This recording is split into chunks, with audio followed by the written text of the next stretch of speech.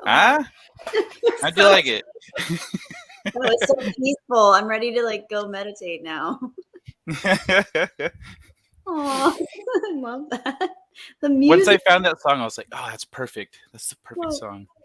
oh, it's so beautiful. We just need a little wooden flute in there, and then we'll be set.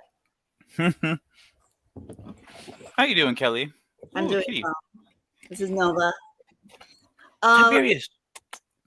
Oh, do you have a cat? Oh, cat No, I have boy. a dog. You. Oh, what kind of If we're dog gonna do be you showing have? off, if we're gonna be showing off our cute things, I want to show off my cute thing. Come here, buddy. Yes, please. I love all animals are my friends, even creepy crawlery ones. Oh, hi. Hey, Who buddy. is this? Hi. Say hi Hello. to Kelly. Oh my gosh. Hello, Kelly. Oh, what's this one's name? His name's Tiberius, like Tiberius. James Tiberius Kirk. Yes. Wow. He's beautiful. Oh, Hey, hi. buddy. Did you want me to let you outside? You were sitting by the door. Hmm. Hi, Well, Tiberius. until he says otherwise, he's gonna hang out with me here. Hi, Captain Kirk. Yeah, he can hang out. I love that. I wish Nova was on screen. She just does what she wants because she's a cat. So, Yeah. Or my cat would jump on my keyboard while I was trying to write. She'd just sit on it. mm-hmm. So when I'd see her jump on my lap, I would just close my keyboard, my laptop, and Uh-huh. she'd jump on it, and I would just snuggle her for a little bit. Hmm. That's So I what know they what she do. wanted. Hmm Yeah. Like, see your hands? I see where they are. I'm gonna put myself there. That's Yeah. what I want. I love cats. I love all animals, as I said, but something about cats, I just love how weird they are compared to dogs because dogs fit very well into like a structured human life, but cats just do what they want. They look at you in weird ways, they do weird things. I just like how weird they are because I feel like I'm a weird person, so I like weird animals. Why not? They bring you gifts. Yeah. Like dogs don't really bring you gifts. Nova likes to play fetch. She'll bring me things over and over. This morning she was bringing me a The cat, a your piece of cat. plastic. Yeah, she plays fetch. She'll bring me something and keep bringing it back over and over. She just loves playing, so she'll keep bringing it back to me. And I throw it. She goes, gets it, brings it back. She does it. She'll do it for hours. That's so cool. She chases her Can't. tail. I don't think you can see this guy anymore. Oh, because of the names. I get rid of the names. We don't need our names. What do names even mean? I know, right? People know who we are. We're beyond names now. Let me see who's in the chat because I was in the back with the stuff. The stuff. Bill, I knew you'd be here. I love Hey, his Bill. new profile photo. That I think that's going to be my favorite one so far. He's had a lot of good ones, but this one might be my favorite. It looks kind of not Avatar. It's wearing like a Goku's suit Hmm. with like a silk, robe over it. It's definitely a Jedi robe for sure, Oh, and it's a Jedi robe. Oh, okay, that makes sense. Oh, he has that's a a lightsaber. spear. Yeah, Oh, rock and roll. it's a cool All color right. too. You guys were chatting before I showed up. We were. I love Phil. Phil's awesome. He's great. My best friends drew that for me. Nice. Fellow cat person too. So respect. Thanks, man. It's an ankle biter pup. Yeah, he's so Yeah. little. What He's breed is he, or is he a mix? he's a mix, but I don't remember of what. He's Yeah. um he's my roommate's dog. I was there the day that they found him, but like he someone just let him out somewhere and took off, and so he was just running around. Oh my And god. they got back from going out with their dog at the time, and this guy came running up to them and like jumped in their lap and like was all trembling and just Oh they're like, okay. wow. And so he stayed with us, and then the other one was a rescue from like a shelter, Hmm. and he's kind of missing some teeth because he had to chew his way out of like someone tied him up somewhere and left him, and so he chewed his way out of that, and but when they found him at the shelter, he was like hiding food under the mat, and so my buddy noted that as intelligent behavior. He's like, "Hey, that one's smart," Saving it and for so later. Yeah. mm-hmm, Wow. doesn't know if he's gonna get food again. Oh, poor thing. That breaks my I Yeah. hate I love people that adopt for that reason, and it just I hate hearing about I just don't like suffering, whether it's with humans, whether it's with animals, with anyone. And I know it's inevitable. It's an inevitable part of life, but especially with people that choose to have pets and they still treat them that poorly, it breaks my heart. So I love the notion of adopting and how many people do it, and that's beautiful that your roommate was there for that. Mm-hmm. I remember there was one of the game projects I worked on was actually meant to give a portion of its income to like dog shelters and stuff. Mhm. And so the on the development side, we came through and made an awesome little doggy puzzle game.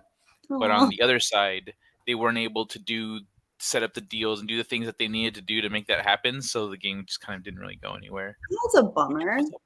Yeah, right. It would have been so awesome. Everybody's gotta do their No. part, man. Yep. He was so obsessed with more like micromanaging the creatives and Mm, like you can't do that. You don't micromanage the creatives. The creatives are the ones you have to give the minimum amount of management. Let them do their thing and expand. It's the other people that need to be microed. and on top of that, the creative director was one of the owners. So Mm, like out of the owners, like everyone had their part to play. yep. And like so the creative one was handling shit. But the other one, the one that was kind of the more money bags, what Mhm. kept like interjecting like, "Oh, I see these guys are doing this. And I see it." And like uh, That's like frustrating. be Yeah. happy with your role and embrace what you're good at and Yeah. do that. Yeah. But Man, that's thanks, a Keck. pet peeve in life. But Jedi Bunny got him beat. Yeah. It's hard to beat Kelly. Aw, Wait, let me well, turn that back on. it's not a competition, guys. We're But of not course, competing. says the person with no competition. No, oh, no. We Gotcha we again. can't even go there. We can't That even was go two for there. two. That was such an intense water swing. It was a water swig of victory. That was the most intense water swing I've seen, like, maybe ever. Oh my gosh, that, like, went directly into your soul. Your soul is hydrated. I feel like that I'd say I hydration feel that accurately. it's going to your future generations. It's like it even skipped your body. That's how efficient that water swig was. Nerding out. I got verbally talked to. Oh yeah, that's right And on just Justin Proper's channel, right? yeah, that was awesome. That was so cool. I'm nerding out. That was so fun. That was so exciting. Like, I don't know. Guy, you know this because we got to meet people in person in Vegas that time. That's how I met you originally. Yeah, wasn't Phil there?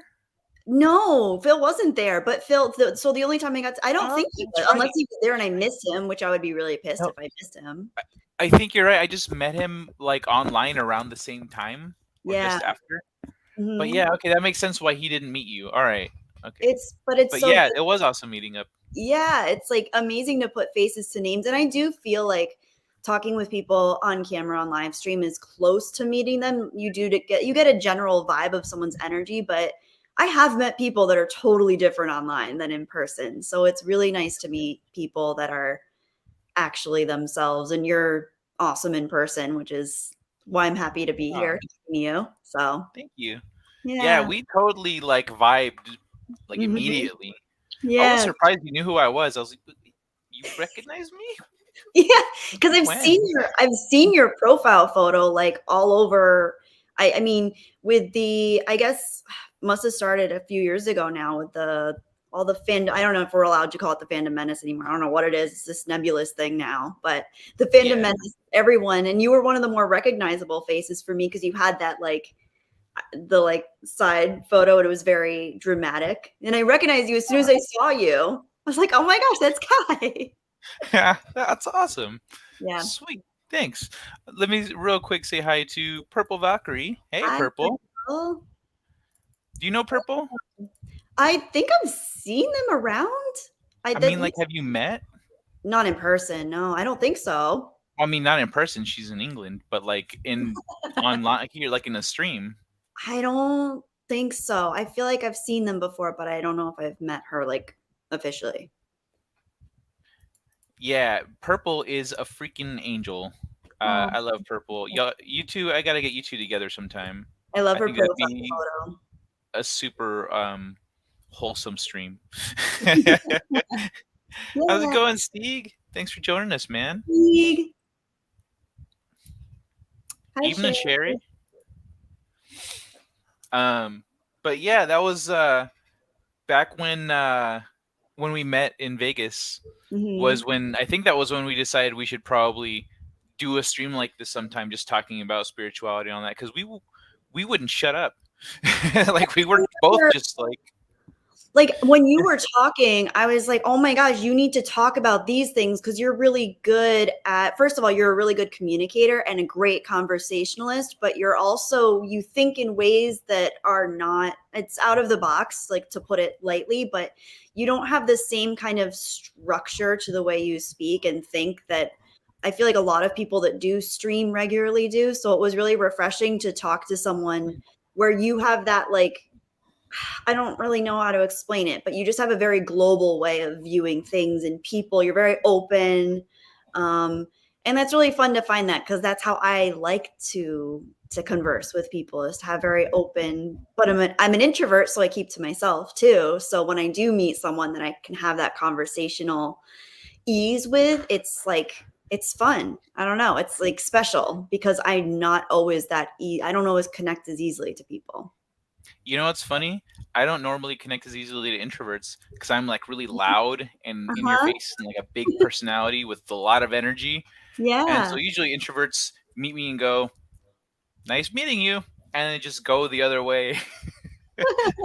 I could I could see that. I think I'm the type of introvert where it's more about the person's vibe. Like I have some friends that are extremely extroverted, but they're also very caring, engaged, like loving people and like they have that same global kind of outlook. The people I find that are the hardest for me to talk to are people where it's just kind of like either very judgmental, they're always complaining, it's all about themselves, like that kind of thing, whether they're introverted or extroverted. I'm just like, ah, like it drains me. But someone like Mhm. you, you're extroverted, but you also you tie things back to a very heartfelt place. So it feels more genuine. I don't know. I don't know how to explain it. Like, it's not. I'm not trying to make everything about me. Hmm. All right. Well, let's get off the topic of me. Let's talk about you. Okay, cool. I think you have that. You have that very welcoming uh, energy, like out the gate. Like what you see in me, I think everyone kind of sees in you, in the way you try to connect with people and with ideas, and as you express yourself and stuff. Uh, Thank so you. yeah, I'm a lot more abrasive. I don't know. I would I guess I don't usually talk about this kind of stuff. Wow, I would never call you abrasive. That's so interesting. Like, what about you do you feel is abrasive when you say that? I can be really confrontational and like I don't like sugarcoat things and Okay, okay. etc. See, I Um, respect that. I kind of wish I had more. I see the thing is, I think I do have some of those qualities, but I kind of hold them more internally. And it's very rare that I kind of let that out with people unless I'm very, very close. And then even then I have a hard time confronting people, even if I'm uncomfortable. I feel like my boundaries are a really big thing for me recently. And I'm starting to learn how to like speak up for my boundaries, but it can be really challenging. So I kind of want more of that confrontational element. So I admire it. And I love Baby Outlaw, by the way. I love her. I wasn't sure if you could see it, but I was like, I'm gonna wait Yes. until you're done. Oh my gosh, she's amazing. It's called Being Forward. Yes, see, and she has that quality too, which I freaking admire and love, and I do want more of that. Oh my gosh. I think you've got when it comes to like speaking your mind and presenting information, you've got Mhm, it down. Like a lot of people when they feel um once when like at least from what I've seen, once you start talking and expressing yourself, you're like you're good, you seem comfortable, you nail everything, but like maybe is it like a lack of like desire to is it the lack of energy to like to commit or to engage in expressing those thoughts unsolicited, you know, or what is it, do you think? it's hard to put my it's a great question, by the way. It's, like, hard to put my finger on what the, like, actual mechanism is, whether it's, like, a protecting I think it's an element of maybe me trying to protect my ego by not, stirring any waters. Oh, Kai disappeared. You left me with a tough question. Okay, I'm gonna keep going, I'm gonna keep going. He explained where okay. He explained where he was going in the private chat, guys. I'm gonna hold down the Yeah, fort. you know what I'm doing. Yeah, you don't need, I'm right here. I'm listening. I love it, by the way. I'm 420 friendly, I'm 420 accepting, I love it. I just wanted to leave you with something to talk about for a second, and you go 5 seconds, and you're like, "Ah, I see what you're doing." That's so funny. That is a great question, though. I love it. But yeah, it's like I'm working on that too because I wanna be more able to use my authentic voice to not, like I think I'm just scared of pissing people off. I grew up being so worried. I had a person in my life that I grew up around where if I pissed them off, my life was hell. So I think I went the rest of my life trying really hard not to piss people off. And ironically, you know how when you have your parents say things to you over and over again growing up, eventually that kind of becomes a self like almost like a self narration where you pick the parent's voice that oftentimes is the most critical one, and they're the ones that are stamped into your own personal story or narrative. I feel like I'm The things you're always good at, you so don't need to fix, but the things that you're bad mm, at, they're the ones that weigh you down. yeah, for sure, exactly. I was about to sneeze. That's sorry. I love Baby Outlaws comment. Oh my gosh. She's Mm. amazing. I agree. Hi everyone in the chat, by the way. I do have my phone up so I can see the chat. I'm looking at you guys. I'm working on this too, is being able to read the chat and talk to the person I'm with at the same time. 'Cause, like I get so overwhelmed Mm. during live streams when I'm by myself. I love reading my chat, but when I'm with another person, I'm like I want to focus on the person, so it's hard. Oh, okay. I'm working on I try to bring up like at least pertinent, you know, it. pieces of the Mhm. chat. There's a lot of like, "Hey, Bowen, how's it going?" I didn't even realize Hi, that was Bowen. Bone. I highlighted. Hey, where is it? I saw Dune. Oh my gosh, I saw Dune this weekend. I really enjoyed it. I had, was it like so? I haven't read Dune. You can still see it. Pardon me. I think I the mean, best one. how does it for someone who hasn't read it? Like, how do you? Because I love sci-fi and stuff, Mhm. but and I appreciate you haven't got a chance to. I know you've been busy. I haven't got a chance to start up on my book yet, but like mine is more ground level, people oriented. I Uh-huh. know that like with Dune, there's a lot of big things happening. It's very Yes, expansive. it So is. like, how well does the movie bring in someone who doesn't know anything about it? You know. Well, I personally have not read Dune either. Oh, okay. I got into a YouTube channel a few years ago that goes over a lot of the lore, and there's some beautiful illustration, and they read from parts of the books, and it's really well done. I would Uh-huh. say the strength of this particular one, the I don't know how to pronounce the director's name, Denis Villeneuve, like he's amazing at world building. I thought the world building was impeccably done, beautifully done, and I thought that I really got to know the characters. It wasn't, I think, a fear that a lot of people have going into like sci-fi or fantasy that if they haven't read the source material, it's sometimes hard to execute without feeling like it's all over the place. Here's this character, here's this character, here's this world, here's this world. I thought it was laid out relatively smoothly to where it was easy to follow, but it still had its complexities, and the world felt very lived in, and the people, the characters felt like real people with their lives, and it wasn't too expository. Like it, I don't feel like it was trying to make up for people having not read it. It felt like just the right amount of exposition for someone that might not understand the world. Um, I thought it was beautifully, especially tonally. It really got the tone down and the feel down. I think you would enjoy it if you're into sci-fi, which I think you are if you wrote a book about that. I think you might appreciate it. And I love the director. I'm a fan of pretty much everything he's done. So I might be biased, but I just really like his style. It's not rushed. It definitely, it's not an epic blockbuster, but I think the effects are gorgeous. It's not overused. Like it's just, it doesn't look like cheap CGI at all. It's beautifully done. So like visually beautiful. The world building was really great. I just loved it. And I thought the characters were really well put together. And the script was great. And yeah, I recommend it to anyone that All hasn't right. seen it. Mhm. Yeah, it's more story and characters that I'm interested in because since I've Mhm. done VFX, I have friends who do VFX, etc. Like none of that impresses me. Mhm. Um, I can ignore not great VFX because I'm like you're on a budget, you Yeah. know. I ran out of time. It Mhm. happens. But but then like really when things are really impressive consistently the whole way through, I'm like, okay, yeah, well done, that's good. But like it Yeah. really is, they just had the time and the money. Yeah, And I would say it's like that's the thing. There are plenty of directors these days with a lot of time and a lot of money, and I don't watch most blockbuster movies that come out. I find them boring. I don't care how much stuff is going on. I don't care how many new characters there are. I can't be bothered. Like most of my favorite films in the last 10 years are much smaller under the radar ones.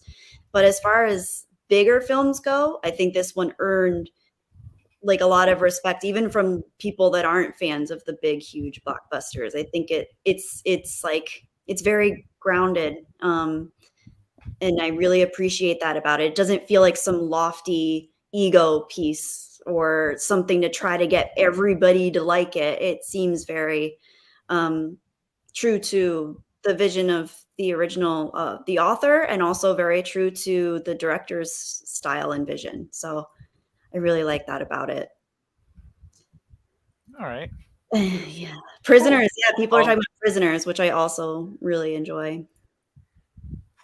That's prisoners. that's the other one the director did. One of the This other is ones. Peter Jackson did the same for Lord of the Rings. I think this is going to be the next big thing. She is Villeneuve I think she meant to say will Dennis. bring about something sensational. I could see that. Yeah, I'm not going to get my hopes up. I know they're already shooting the next installment, but I never get my hopes up just in case something happens, something gets rushed or a budget gets I doubt they'll cut any budget, but also another thing was the costumes were freaking gorgeous. I haven't seen costume work like that in a long time. They were All beautiful. right. I just finished watching The Fifth Element like a little bit ago, Okay, so that's like that's I fun. was watching the designs on that and the costumes. I'm like, man, you just don't like this is very French. Felt very Oh, French. yeah. I was like, I could tell this is French now that Yep. I've had an education in art. I love that. Yeah, totally. I can see that for sure. Yep, yep. But what's it called? Well, anyway, all right, I'll have to check out Dune then. Um, Mhm. Yeah, I think you'll but appreciate it. I still don't plan on reading it though.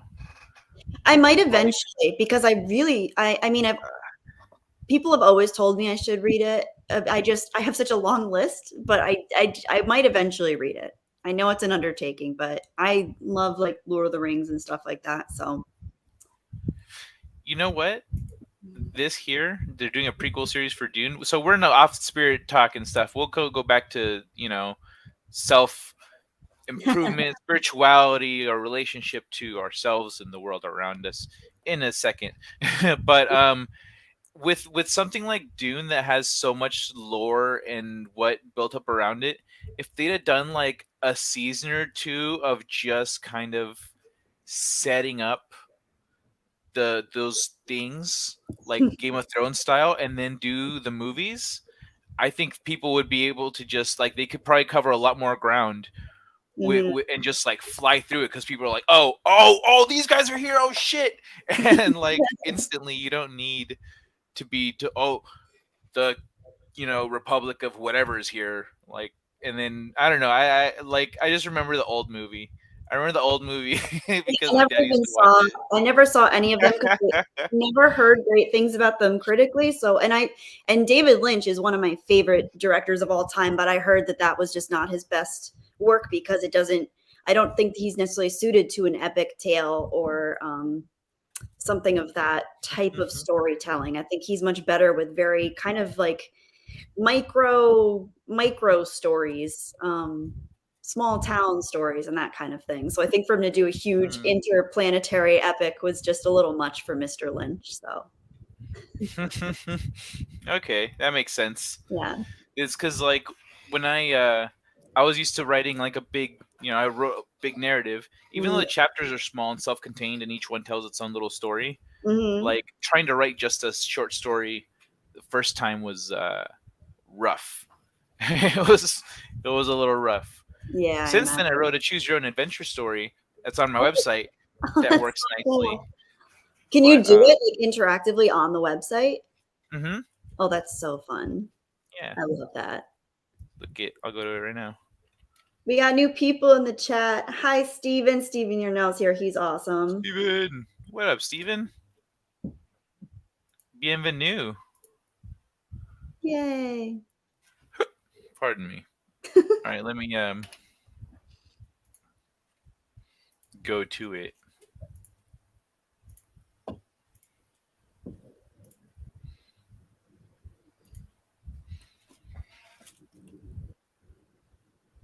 Ooh, So yeah, it comes in. You read the thing. I want to add art right here. Actually, I need to do that. that's cool. Pick whichever one you want.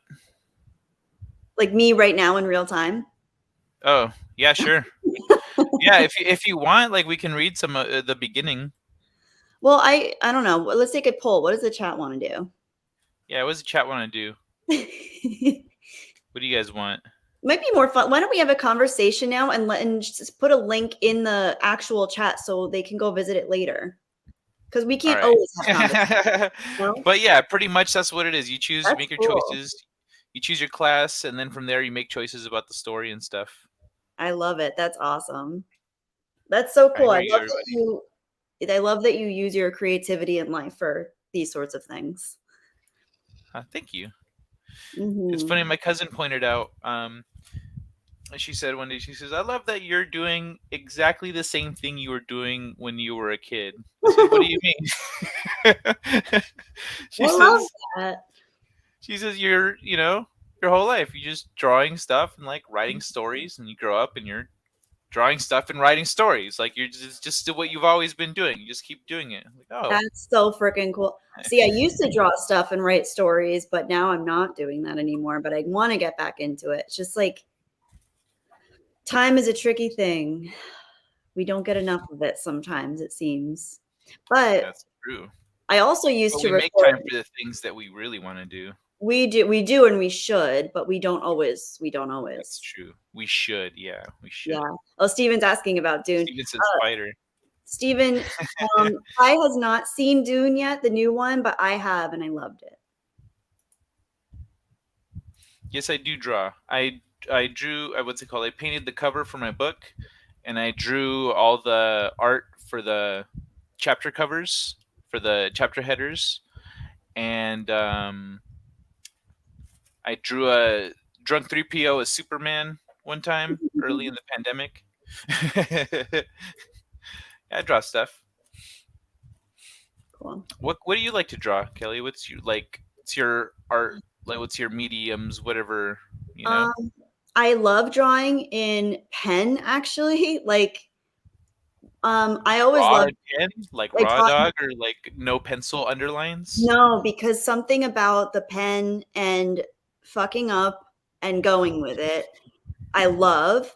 And it also, I feel like I'm really able to incorporate a feeling of like movement and like strangely enough, like kind of like emotion when I use pen that I can't do because when I start with pencil, even if I'm doing a painting, I don't outline it. I just paint because I feel like I will try to get it perfect and then I end up screwing it up and making it like not authentic to what I want. So I feel like I'm a one draft person. I'm not even a draft, just like a one product person. I don't go over things, I don't change things. I just if I mess up, I go with it.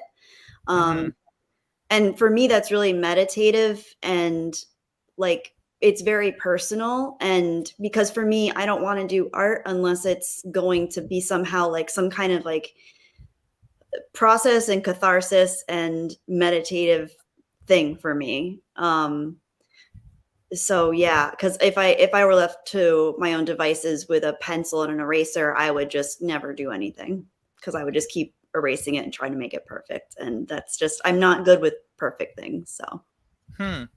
That's fun. That's so strange to me because like I feel exactly the same. But I have the opposite approach uh-huh. because like for you, you're saying you just want to dive into it and go.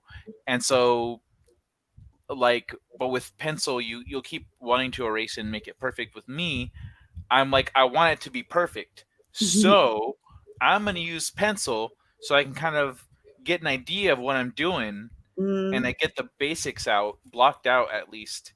And if I mess up, I can just erase it and adjust, or adjust and then erase, and hmm. then come through with the more permanent uh, Yeah, solution. And like I know what I'm doing with it. And I just go, I like that. one go. See, yeah, if I have a very clear idea before starting, this is the thing. When I do art, I usually don't have an idea until I start actually doing it.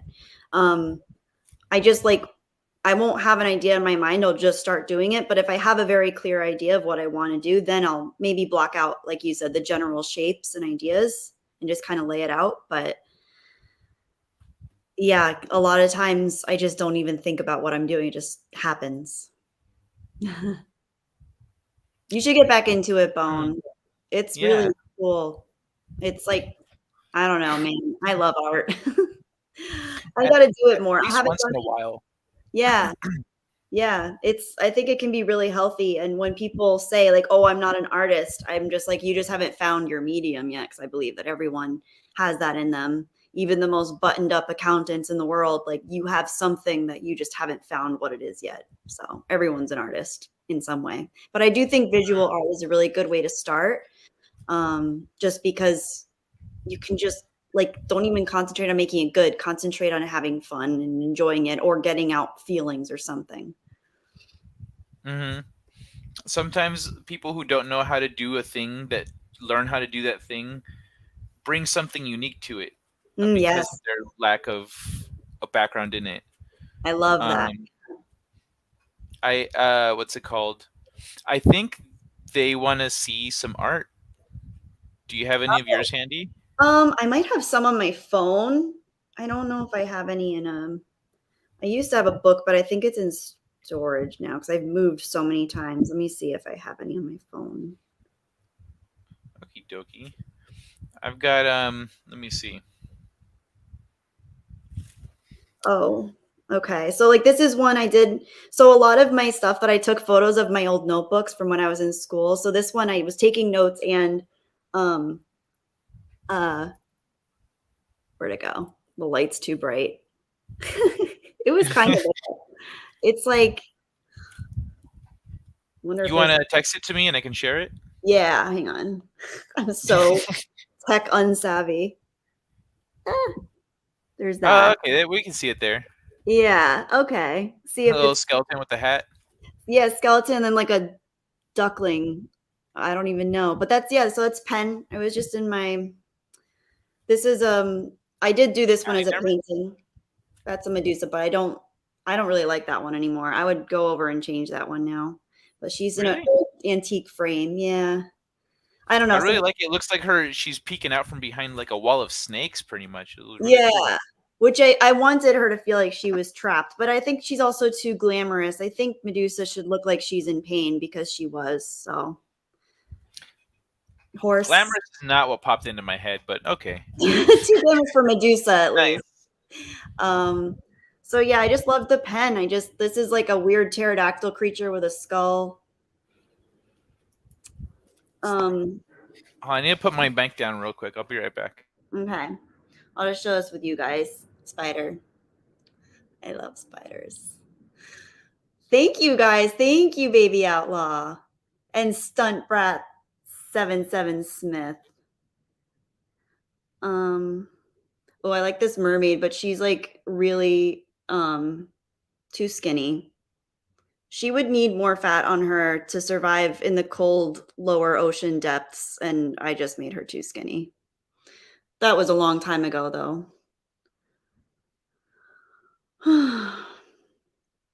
She could live in the warmer tropical regions. It would have to be there. This is a Like down gargoyle. in Mexico. Yeah. A mischievous gargoyle. I love the look on his face. Like, I don't even know what's happening. Oh, this is another gargoyle. This one's better. Oh, cool. Nice. He wasn't fully fleshed out, but none of these really are. Stunt Brat. What's up, Stunt Brat? Bird with baby Loves the birds. mermaid. And that was just mostly notes because I would have to take this was when I was still at university. So I would take a lot of notes and then just draw with whatever space I had left. And then I would color them in with highlighter.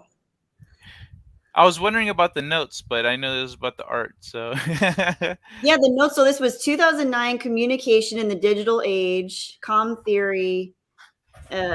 Yeah, so there's a dragon, but I'm not going to show it close up because it has like my name on it because it's and this was just a silly painting I did a few years ago where I was messing around. It was like an eye crying with a human body coming out of it. nice. Yeah, those are all I have on my phone. Thank you, Baby Outlaw. Oh, thank you. That means a lot. Wow. Thank you. I just did it for myself for fun, but I miss it. So I feel like I need to do it again. It was very cathartic to do it. And I had a hard time paying attention in class unless I was taking avid notes and drawing. It was like I couldn't do one or the other. It had to be both. Mm-hmm. I was the same way as a kid. I was a doodle. That's actually a thing that they've come to learn about kids Mhm. who doodle, is that they're learning better when they're doodling than when they're not, Yes. compared to their non-doodling counterparts. It's so true. I had a teacher in one of my philosophy classes in uni when I was doodling and he would see me doodling and he used to get so mad at me. And then one day he finally came up to me. He's like, "Do you want to share your doodle with the class?" And I was drawing Adam and Eve in like a really like tumultuous scene, but I had taken every single note and he read my notes. He's like, "You wrote down everything I said that was pertinent." I'm like, "Yeah, I'm taking notes and drawing." And from then on, he was like, "Draw whatever you need to. You're taking better notes than everyone else." So I was like, "Okay, thank you." I needed to. It helped. That's a funny thing when teachers have that realization, just because like people that operate outside of the norm don't look like the norm, doing the thing that they do. Yeah. And I had one teacher take away my drawing just because she didn't like me. I had one of the best grades in the. I think I had the best grade in the class, and she was still. She hated. I guess I was a pain. It was her first year teaching, and so I think she felt she needed to make a statement. Okay. Yeah. Troublemakers and the talkers and the people that are gonna undermine her authority. Yeah. But Kelly's is cool. There's a spider in my story, my little short story on the website. Ooh.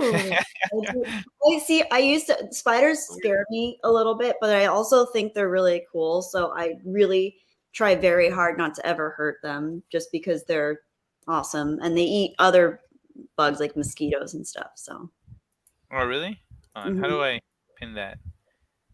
Put user in timeout. It's not what I want to do. What are you trying to pin? I'm I trying think to put it so it's at the top. I don't know how people do that. use the crap, I don't remember. Am I supposed to be on YouTube for to do that? Yeah, I think so. Okay. So go to your comment and then click on it, and then I think on the right-hand side are there 3 dots where you can select to Pin pin it? message. Dope. Okay, there. Sweet. There you go. Anyway, Uh, yeah, people wanted to see your art, and everyone freaking loved it. Let me see where I left off here. Are you a Star Wars fan, baby? Oh, okay, they're talking to each other.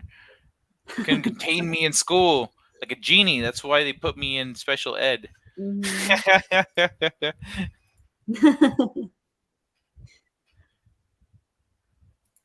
I'm doing another green puzzle. It was fun. See, I drew and never took notes. That's how I remember everything. Yeah, you don't necessarily need to take notes. Yeah, It's the like keeping your brain working while you're just listening.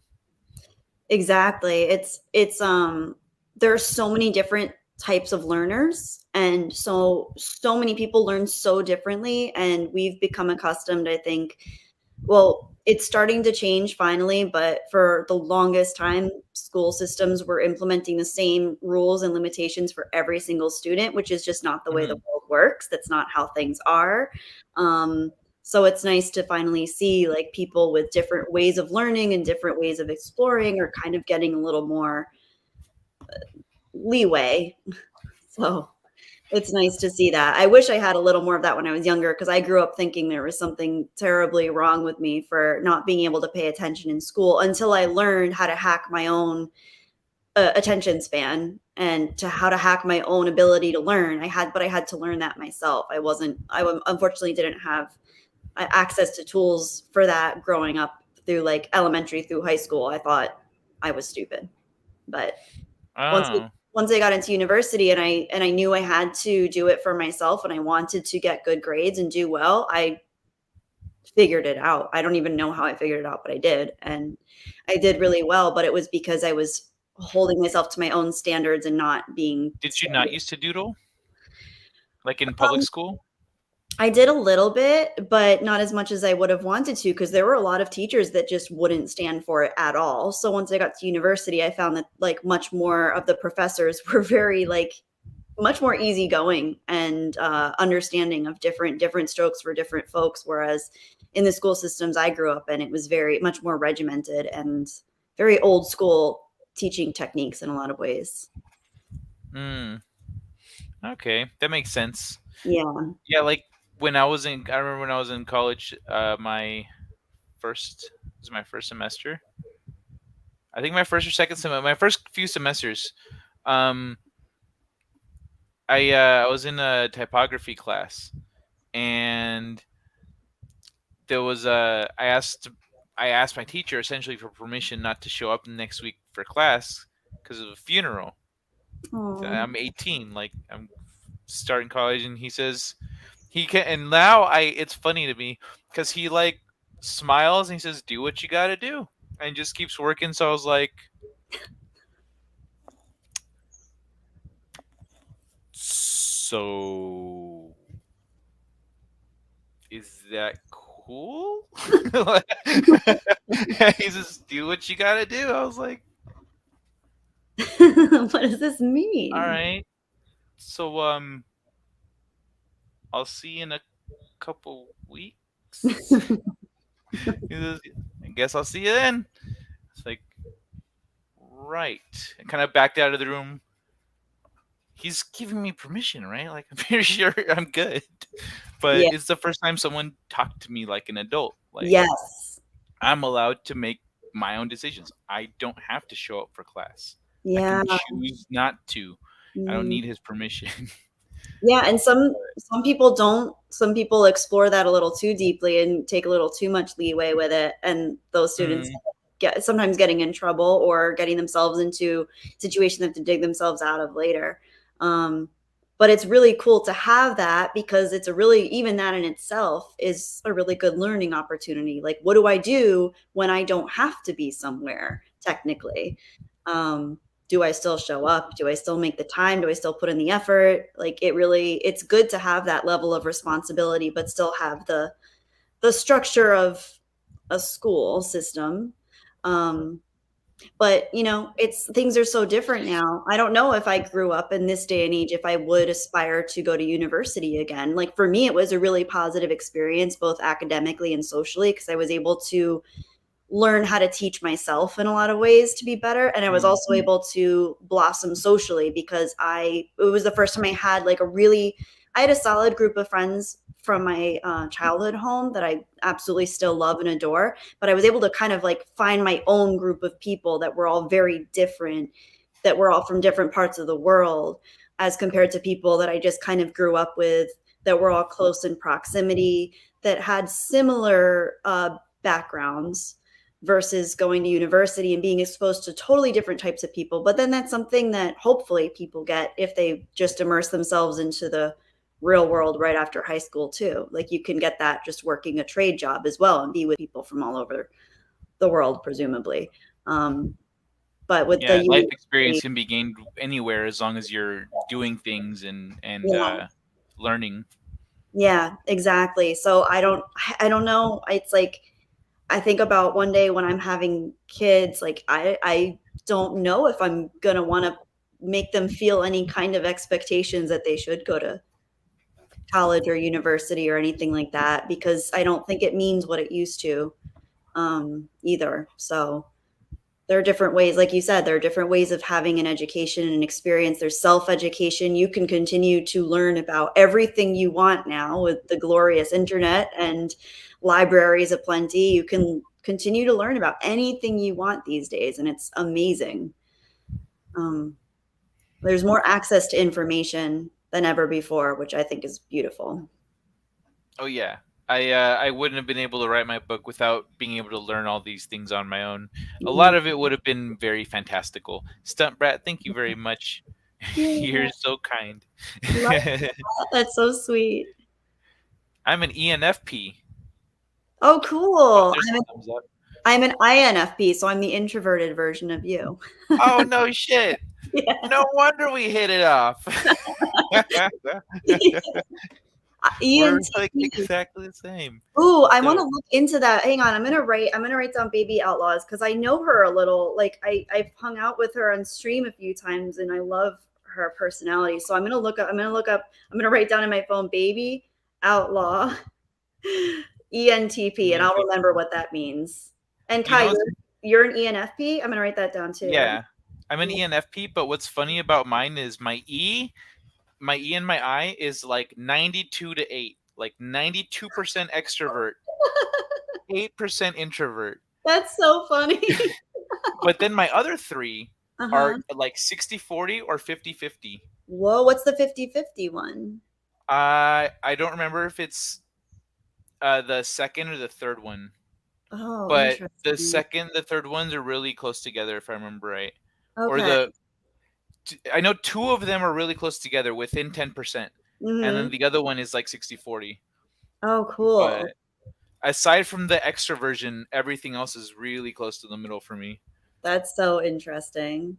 That's so cool. I love it because, like, I mean, most personality tests are kind of like take it for what you will, but for some reason that one I feel I when I read about INFPs or see anything on INFPs, I've always felt so weird and so different, but it describes me and how I not only my personality outwardly to how I think I come across to other people, but my internal life and my internal mechanisms and how I think, and when I'm feeling drained versus when I'm feeling energized. It's like all of it is so spot on. And I've taken the test so many times and I'm always such an INFP. So, Yeah, uh-huh. I think I got something slightly different in high school, but like pretty much through college and after ENFP all the way. It's like once you're to a certain level of development, you're kind of locked into who you are. Yeah, you can be, and then there's like, I think, I forget what the terms are, but there's one where you're turbulent, and then there's one where you're an A, which I think is more like affirmed or something.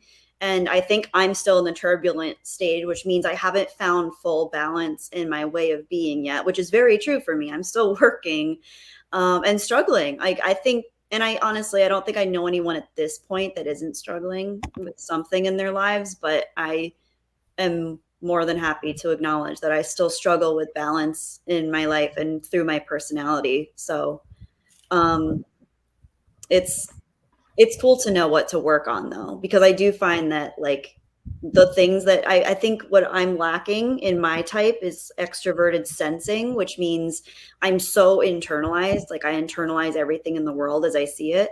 And so my biggest weakness is that I have a very hard time sensing externally like how things really are and how people really are because I'm so in my own head about things. So that's what I really need Mm. to work on. And it's true for me. Well, I think that's something that generally most people need to work on, unless you're like really empathic and conscious of others and what they're thinking. Like some people are just naturally better at that, you know? Mm-hmm. Yeah. But otherwise, I think a lot of people kind of, we all tend to sometimes get stuck in our own heads, in our own world, and our problems and how Mm-hmm. things are affecting us, not so much thinking about how we're affecting others.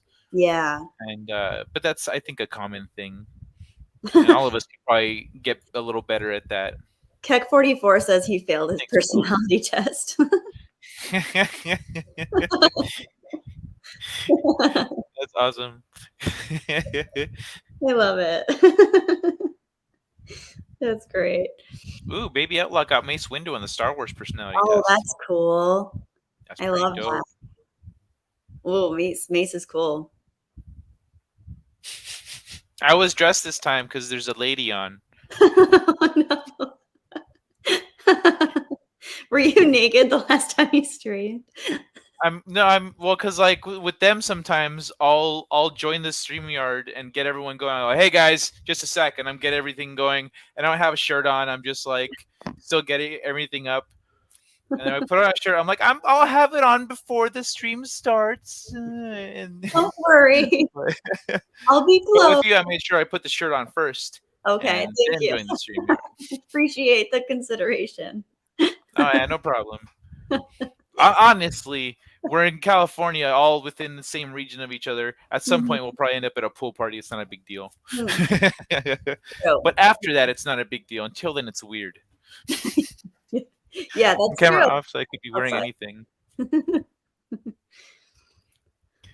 It's saying Hmm. that he tries to show off his six-pack abs, and I don't have six-pack abs anymore.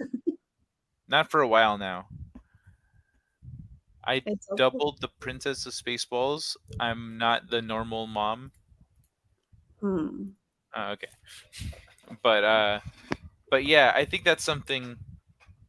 It's not just you. It's, I think, generally we all, because our ability to empathize with others also is limited by how much we know about them Mm. and their, you know, worldview and their lives and stuff. Well, I don't think it's a lack of empathy necessarily because I do feel a lot of, if anything, I think when I see someone hurting, it hurts me. Like I'm like my one of my biggest weaknesses is vulnerability in others. So like if I see like a hurt animal or a person hurting, it's like I really have to I struggle like with that because I want to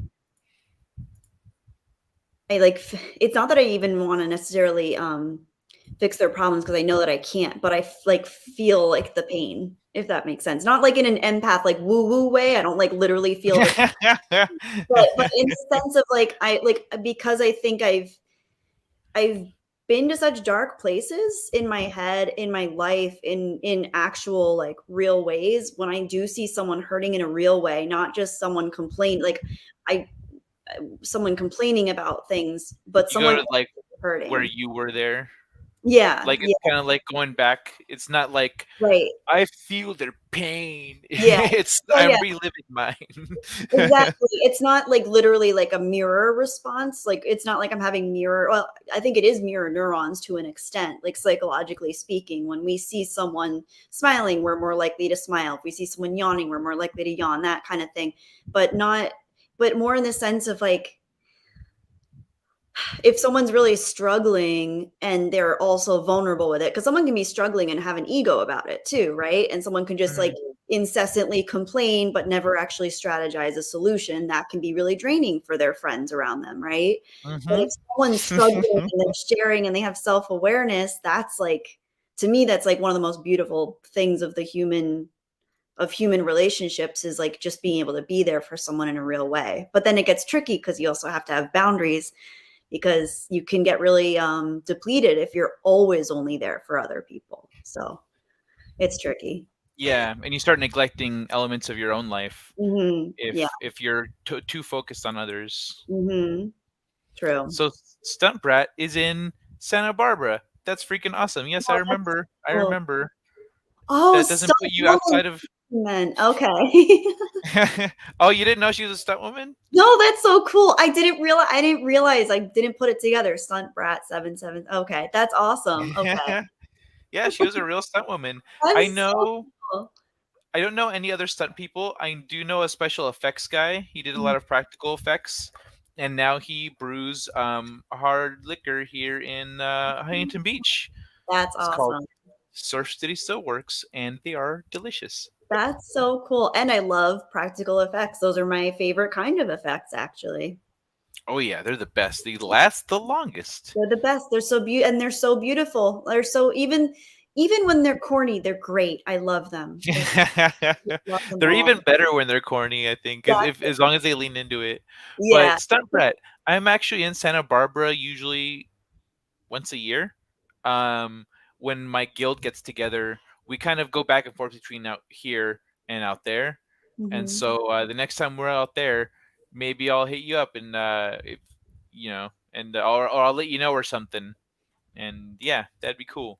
That's so cool.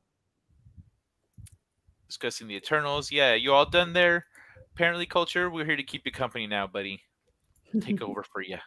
You'll get some work done and listen instead of being forced on camera. It's a hallmark of crafting great characters. Mm, Yeah, that's true.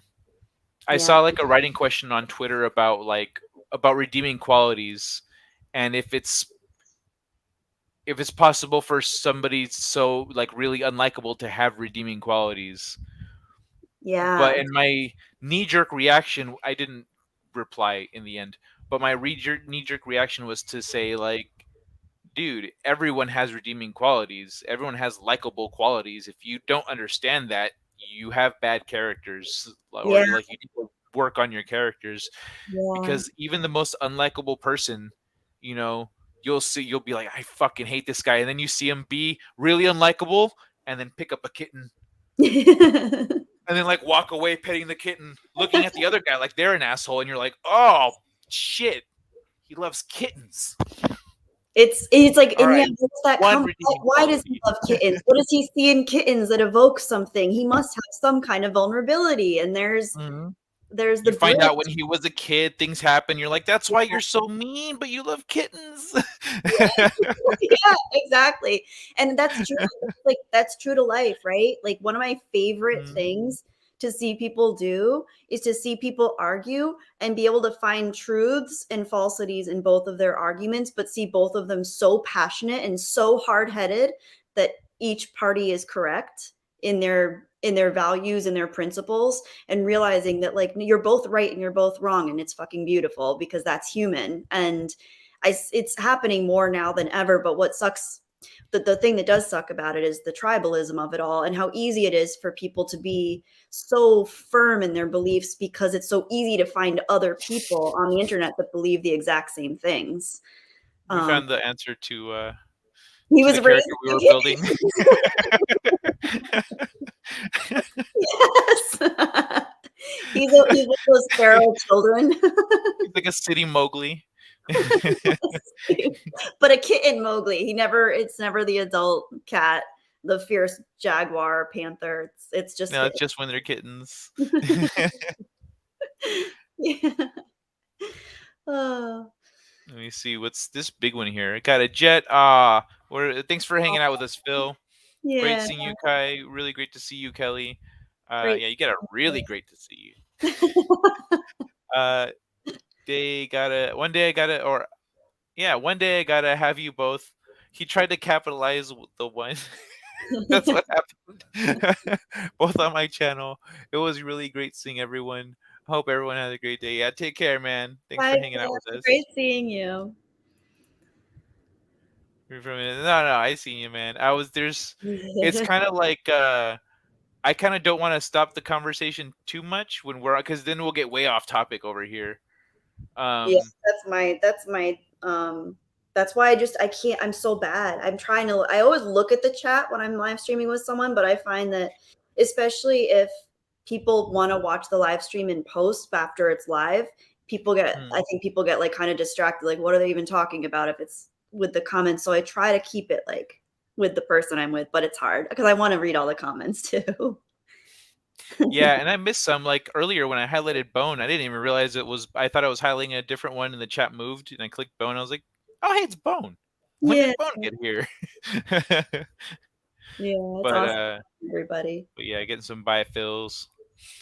but Feels great. I'm talking about empathy. Yeah, so empathy for a writer being able to understand people and their character and motivations, all that stuff. I think that should be something that we actually teach in school in general. Is the ability to look at other people's perspectives and understand what they're dealing with, what they're going through, you know, Yeah. to put ourselves in other people's shoes.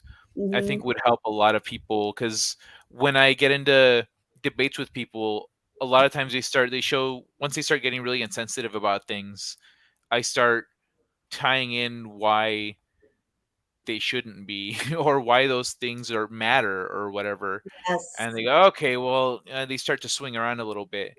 And once you can relate, because or once I put it as, okay, well, w- that's their industry. What if in your industry this was Mhm. happening and they were doing these things and then they reframe the problem and see it from like, everyone's coming from a different place. If you're coming from a place of like people, then you gotta make them see how it affects people. If they're coming from a place of like industry, then you gotta show them how it affects that. uh, Mhm. but essentially we all also have to try to make an effort to see, you know not just the things we value but the things other people value, like like Yes. that.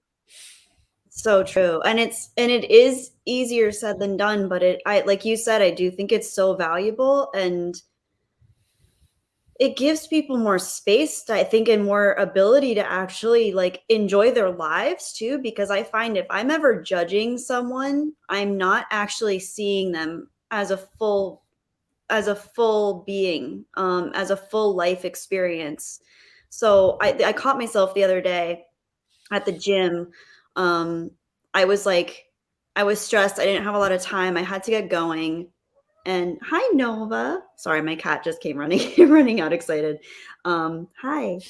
And there was like, so I was doing a morning yoga class, and there was this guy in there talking really loudly about how he knew all this stuff about yoga, and he'd been studying it for 50 years, and like all these things, just like really loudly talking about it, and complaining about other yoga teachers that I Mhm. know from the gym, and a lot of women that I really really like that are more challenging instructors, but they're still really nice people. But he was just kind of like talking and like gossiping about them.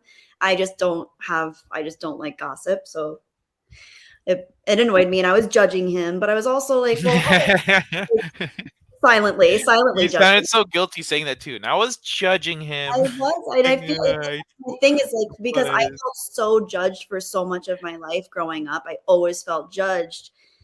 So I think I might, when I do judge others, I feel really guilty. because I also realize that I'm shortchanging them because I'm not realizing his experience that he's come from. Maybe he's had pain or some kind of experience that's led him down that path. And I find typically that people that do complain a lot, people that judge a lot, people that get very angry easily have a lot of pain and fear in them. And I can relate to pain and fear. So I do have empathy. It's just like that judging quality, it makes me see people as less dimensional, less three-dimensional and more one-dimensional. And it's so easy to put people in a box and say, well, I'm writing them off completely then. But Hmm. then what, how is that helping us if it's just putting a steel I wall there? like between us and them. Yeah. And Yeah. that's more common now than ever on the internet because it's like exponentially so on the internet. Like the amount of videos we see of people just talking crap about other people, talking crap about that's why I stopped talking negatively about Star Wars, is because it's like, what am I doing? What am I adding to the conversation?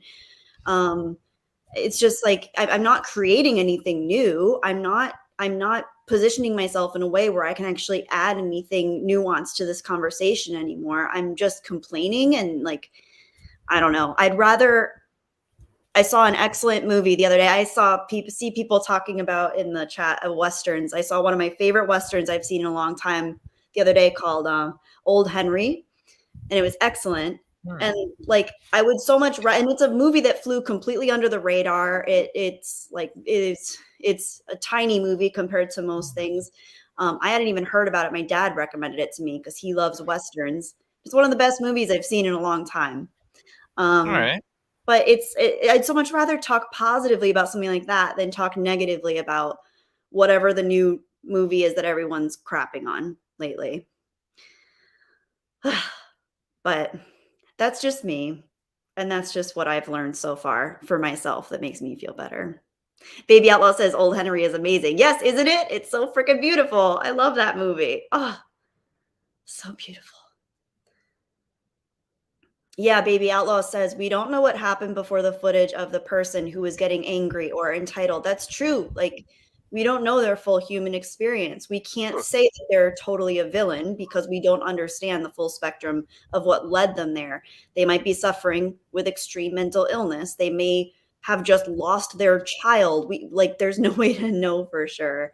Not saying that people shouldn't be held accountable for poor actions and poor behavior because of course they should, but I'm just like seeing all these witch hunts is really starting to like freak me out a little bit about humanity because I don't want to go down that road either. I kind of disagree here with what I forgot I was muted a minute ago. But I wanted to say I love what Disease said here. If you can see past your own eyes, you may see things that you don't want to see. Ooh, Yeah, that's exactly the problem. That's why people don't do it. Like, but that's why you should. So, yeah, baby, I don't think so. In some cases, yeah. In other cases, they're like I've seen it. I've seen it in real life. Like, these people just they're not having a they're just like bad this is just people. you can see it on their faces. They're Mm, like, no, I'm doing this, I'm committed. It's not like desperation, it's not pain or anguish, it's not like they are, no, they are there, they're bringing it, you know. It's mm, the so it's good to at least not just assume that everybody is perfect and great and perfect. Yeah, beautiful. some That's people true. might be having a bad day. That's true. And there are some very, that's the thing. You're right about that because I know that there are some people that are mentally unstable and they can hurt people around them and they do hurt people around them. But I also don't know that publicly chastising them is the answer either. I think not having complete empathy or compassion, but also understanding like, hey, that person needs help. And that person could work on themselves if they got help. Um, but then that's really tricky because most of those people that do need help tend not to seek it if they're really in a bad place. It can be really hard to impose help on others. So, Mhm. and a lot of times those people at a young age probably went through something where they're in that fight, flight, freeze system where to them they're protecting their ego, they're protecting themselves. It's like almost like a life force energy, like a protective, like I am protecting myself. And this anger, this hatred, this bigotry, this whatever it is coming out, the Karens, like that's them fighting for their lives in a weird way. They think they're fighting for Mm. their values or their principles or whatever, but really it's an extension of their own The- instability. So start by sending you a lot of love here. Thank you You're so beautiful inside and much. out. Oh my god, she's so sweet. Thank you. And Oh, can you get closer to the camera? Because like this disease thinks they're blue. Are they blue? Yours are like gray, huh? they're yeah, they're like grayish, greenish, bluish, and then I have a spot in this eye, but I don't know if you can really see it. Oh, I see it. Yeah, Yeah, on the inside, near the yeah, inside ring. hmm, It's like a darker spot. That's cool. yeah, Yeah, mine are usually greenish to golden yeah. That's colored. so cool. They're like a greenish, like hazel. They're kind of like that's what my mochita's eyes were like. My mochita's my grandmother. Oh, okay. He had really pretty, Nice. like, goldish hazel eyes, and my grandfather had, really In icy this blue eyes. in the sun they're green, and then in like dim light, like a night light, they're like straight yellow gold. That's so cool. Oh, that's sick. That's so cool. Hey, Mine are, like, really green when I cry, but I think it's because my eyes get red when I cry, so it's, like, I contrast. yeah, I thought your eyes were green, and then right now I saw them in the gray. So I'm looking at how much mine change because of Yeah, the camera, and I'm wondering because I remembered seeing you in person. They looked green. I was like, oh, we have like the same color eyes, but we were in dim light. So that's the thing with people with light, well, I think any color eye picks up light differently, so even people with really deep brown eyes, you can start to see different highlights and colors and tones depending on the light, depending what they're wearing, depending on the contrast, so but especially in people with light eyes because I guess they're picking up and reflecting back more light. They look more they look like they change, even though they not don't mm, necessarily actually change color. It's but our perception. because they're reflecting the light as opposed to Yeah, just absorbing it like brown eyes. yeah. Our brains Ah. rendering them is different to bring Now it. use the word you learned in a sentence. Yay! Kai taught me what rendering meant today before the stream started. So, Stunt Brat, thank you very much. Oh, I really wish you were here. I see you can tell that I've got a thing in my neck or my wait, back. do Can't you have quite tell. pain? Do you have But pain? it's like I feel like I did for a minute, for a few Mhm. days, but then I changed the way I was sleeping my pillows and stuff, and it went away. But like I still kind of have it, Mm. and I think it's like a pinched nerve or something because I feel sometimes like my arm tingles, and so I've been massaging my forearm to get rid of it or my upper arm and stretching and moving around and stuff and kind of trying to crack like I think the Oh, neck part of it is gone but the arm part of it is still there. when did that start for you? um Week or two ago. Okay. So it's not like you've been living with this for years. Oh, You no, think no, it's no. like a pulled something? Yeah, I think it's a pinched nerve or something. Like it Yeah. started off with the way I was sleeping. Yeah. I changed up my pillows and I was like, I'm gonna try something different, see if I can get comfortable. And da, da, da. Oh. And then like after a little bit of that, my neck started hurting and I didn't realize it was that. And then Mhm. I changed up my pillows again back to how it was. And the next day I felt so much better.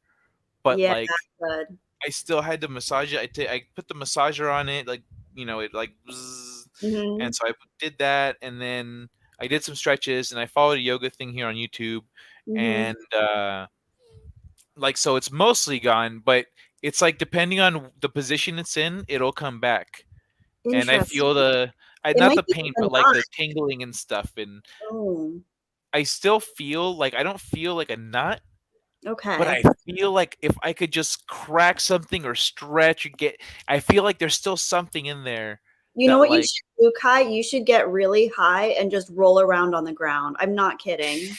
I'm not kidding. I'm not kidding. You should do it.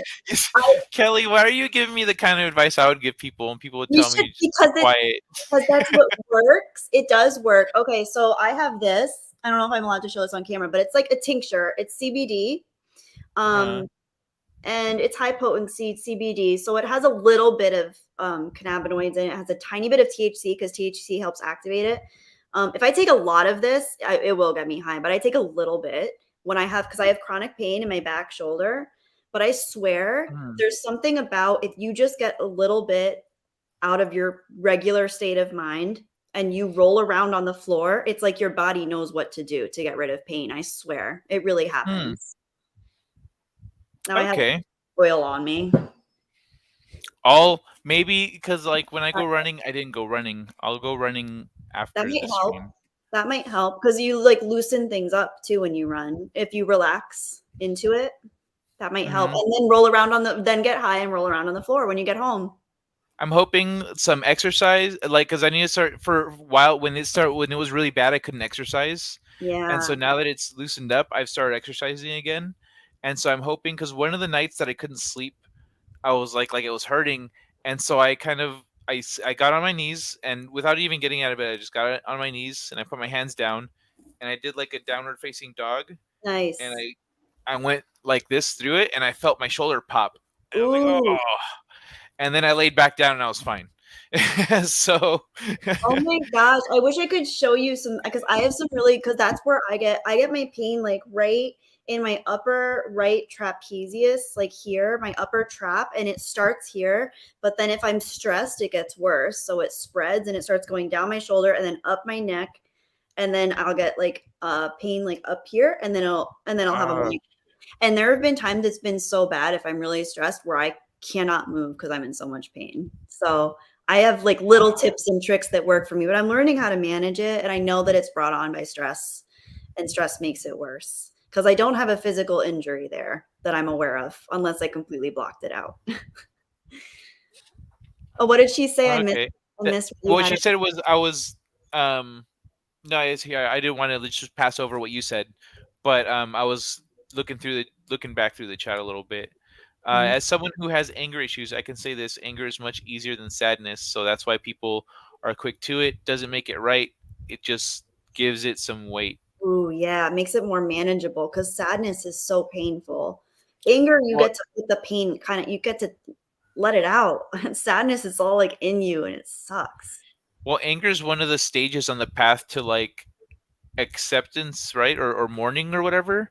Like, Yeah. so it's one of the stages that people take psychologically Mhm. between one reality and another, like the Mhm. reality where no, this person is alive in my life and I can call them and etc., and they're not.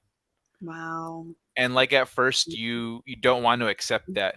And Yeah. so for some people, when you challenge a deep seated belief, it's exactly the same process. They're like, Yeah. no, that's what you're saying, it flies in the face of what I believe. But Mhm. they get to a point where they stop diving in that direction and they go back the other way. And I think for a lot of people, that's anger. They hit the anger wall and then they bounce back. Yeah. Well, anger for me is it's when I'm at my most scared too. Is when I get angry when my temper's short. I know I'm when I'm tense and angry, I know I'm like suppressing something. It's when I finally cry and let things out that I feel like I'm able to kind of like get through the anger part of it. But the that's such a good point, Baby Outlaw made about anger is that it is easier than sadness because like letting yourself feel Mhm. sad and really feel it is so freaking painful. Sucks. Yeah, it's so hard. I in 2019, I lost a friend and I didn't deal with it well. I'm so Like, sorry. it's okay, thank you. But I like people in my life have died, but not like someone that I was close to Yeah. and someone younger than me. Oh, And so like his birthday was a few months away when he died, and or was like 1 or 2, yeah, it was like 1 or 2 months away. And so it's only 3 months after mine. That's what it was. oh. But so I was like, it's part of life. Like, I get it. I've seen this happen. I know, like, and I was trying to look at what's the what he believed, and what's Like he believed these things, and so he's in a better place, etc., etc. But I wasn't like dealing with my how I felt and Mhm. just like with the reality of it. Yeah. And then I kind of got into a situation that kind of caused me to go really deep into myself. And then when I got there, it was just I was sad. I was just really sad. And Oh, that's when I realized that something was wrong and that I had to like deal with it. And so I got a little depressed after that cuz I dug myself such an emotional hole ignoring it for a month yeah. that once it hit me, I had a lot to, get through. But you got But there. oh yeah, I got there. I'm Wow. good. Now I can talk about it without crying.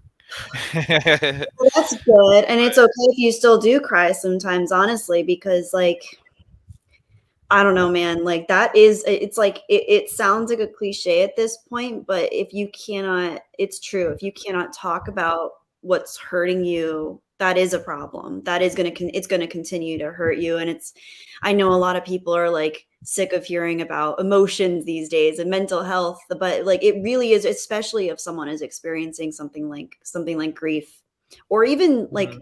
there's something called like preparatory, it's not called preparatory grief, but that's essentially what it is being so scared that you're going to lose someone. So a lot of people are already scared of losing their parents, or they're scared of losing their pets, right? Like when we Or adopted. somebody's been sick for a while, and so Exactly. then you start Yeah. preparing yourself for the Mhm. reality that like you Right. see the finish line coming. And that can be an actually very mentally healthy thing to do, but you have Mhm. to go through the motions, you have to go through the processes, you have to let yourself feel the anger, the fear, the sadness. So like as much as it sucks that you buried that all deep down, the fact that you did get your whatever way you got there, and that like I want that for people, because it is like grief, especially. I think anger is poisonous after a while, especially if you see older people that are angry. That's really scary to me, because those are the people that feel the most broken to me. Is when you see a little kid that has anger. Like I work with little children. When I see a little child that has anger, I'm like, okay, there's something going on at home. They're going to have to work through this. Hopefully the parents learn, as they parent, as they become older parents, they learn that they need to have a dialogue with their child and learn how to let their child let this out, because it's normal for kids to have some anger, because we're animals and there is such a thing as healthy aggression. We're meant to feel protective of our bodies and our spaces. But when you see, as people get older and they're in their older years and they're angry, that really saddens me, because I'm like, they've spent their whole life in that angry space. And it's probably pushed a lot of people in their lives away, and it's probably pushed them deeper into this dark space too. So when people go through grief, inevitably on top of that, because every one of us here, everyone in the world is going to lose people one day, or you might be the one to go first. Who knows? We Mm, can't tell. But either way, like being prepared for having a moment of grief, or it's never just a moment, right? But being prepared for that is so important. Um, so I'm really proud of you, Kai, for like being able to talk about it and being able to go through it. And it's okay if you still do cry and when you talk about it once in a while. You don't have to if you don't want to, but I think that's like I just think it's really, really important, like huge. yeah, it is. You do need to face your feelings and get it out. Like it's so I was trying to just ignore it and stay focused on life and work and my schedule. I was like, nope, I've got things I gotta do. I got da da da da da. Mhm. And hey, memes, how's it going, brother? We're talking about grief and dealing with your feelings. Yeah, welcome. But like once you face it and you start acknowledging it and dealing with it, I think part of it is like when you're growing up, if you don't have a parent that like sits you down and talks to you about your emotions, like when you have a bad reaction to something or when you do whatever, when something happens, if they go, "Hey, how are you feeling? Like, why do you feel that way? Like, do you Mhm. think maybe when this happened, you felt like that a little bit?" Yeah, that's fine. That's totally normal, you know? And Yeah. then like break it down, make people, because kids can't necessarily express eloquently all the Yeah, feelings they're having. They exactly. can't Yeah. go, "Well, you see, Dad, when he did that, it made me feel inferior." Like, Yeah, no. exactly. Yeah. Yeah. Kids They have aren't. to learn that. Yeah. It takes Yeah, time. exactly. It takes years, And sometimes so lifetimes. they need an adult that can help them do that. And if you can get an adult that helps you process your feelings and go, "Hey, that wasn't so bad once I broke it down to its elements there. I just Yeah. felt kind of shitty because I got a lower grade or whatever, you know." Yeah, or you get stuck with Mhm. I always forget what the character is from the myth. You get stuck with the rolling the boulder up the mountain continuously. And you see Mhm. people that are stuck in that in their lives where they have the same dialogue, the same approach, the same patterns, and they're going and they don't even realize they're doing it. They're just stuck in this same like track. It's like being in a haunted house, but the ghost can only move on the same track over and over in the kitchen. Yeah, same. Yeah, maybe also that's why I really love writing. It allows me to put emotions or little pieces of myself into my characters. Mhm. Yeah, I love that. Hmm. For me, drawing was always my outlet Mm, growing up. yeah, I I love wouldn't necessarily draw. I would kind of always draw monsters, but like it wasn't like it. I don't know. And it was. I just needed to draw. yeah. I was emotionally constipated, but it made me who I am. Starts crying. That's Icarus was the great. one with the I think Icarus did the wings to the sun, right? Mm-hmm. Flew too close to the sun after his dad told him to chill out. Yep. Oh man, that's a bummer. I yeah, Meme says he enjoyed drawing monsters too. I enjoyed drawing monsters and really dark stuff. I remember I got sent to the not the principal's That's office, but very common for girls, actually. That's very really? common for Is girls. it Yeah, really? Like girls draw dark shit for some reason. that's When so girls are like interesting. creative in their like adolescence, they Mhm. tend to be dark, like darker That's than guys. that's how Guys might draw like themselves chopping up a bunch of orcs, like yeah, but girls will draw like really. You go, why did you imagine this? I What? yeah, I remember once There's a lot of dead people here.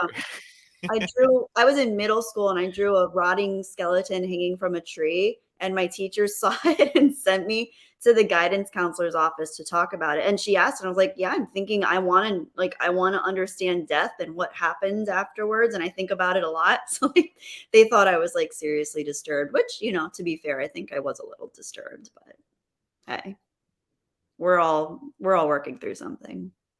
I just Yeah, you laughing at me? no, I'm laughing at myself. Okay.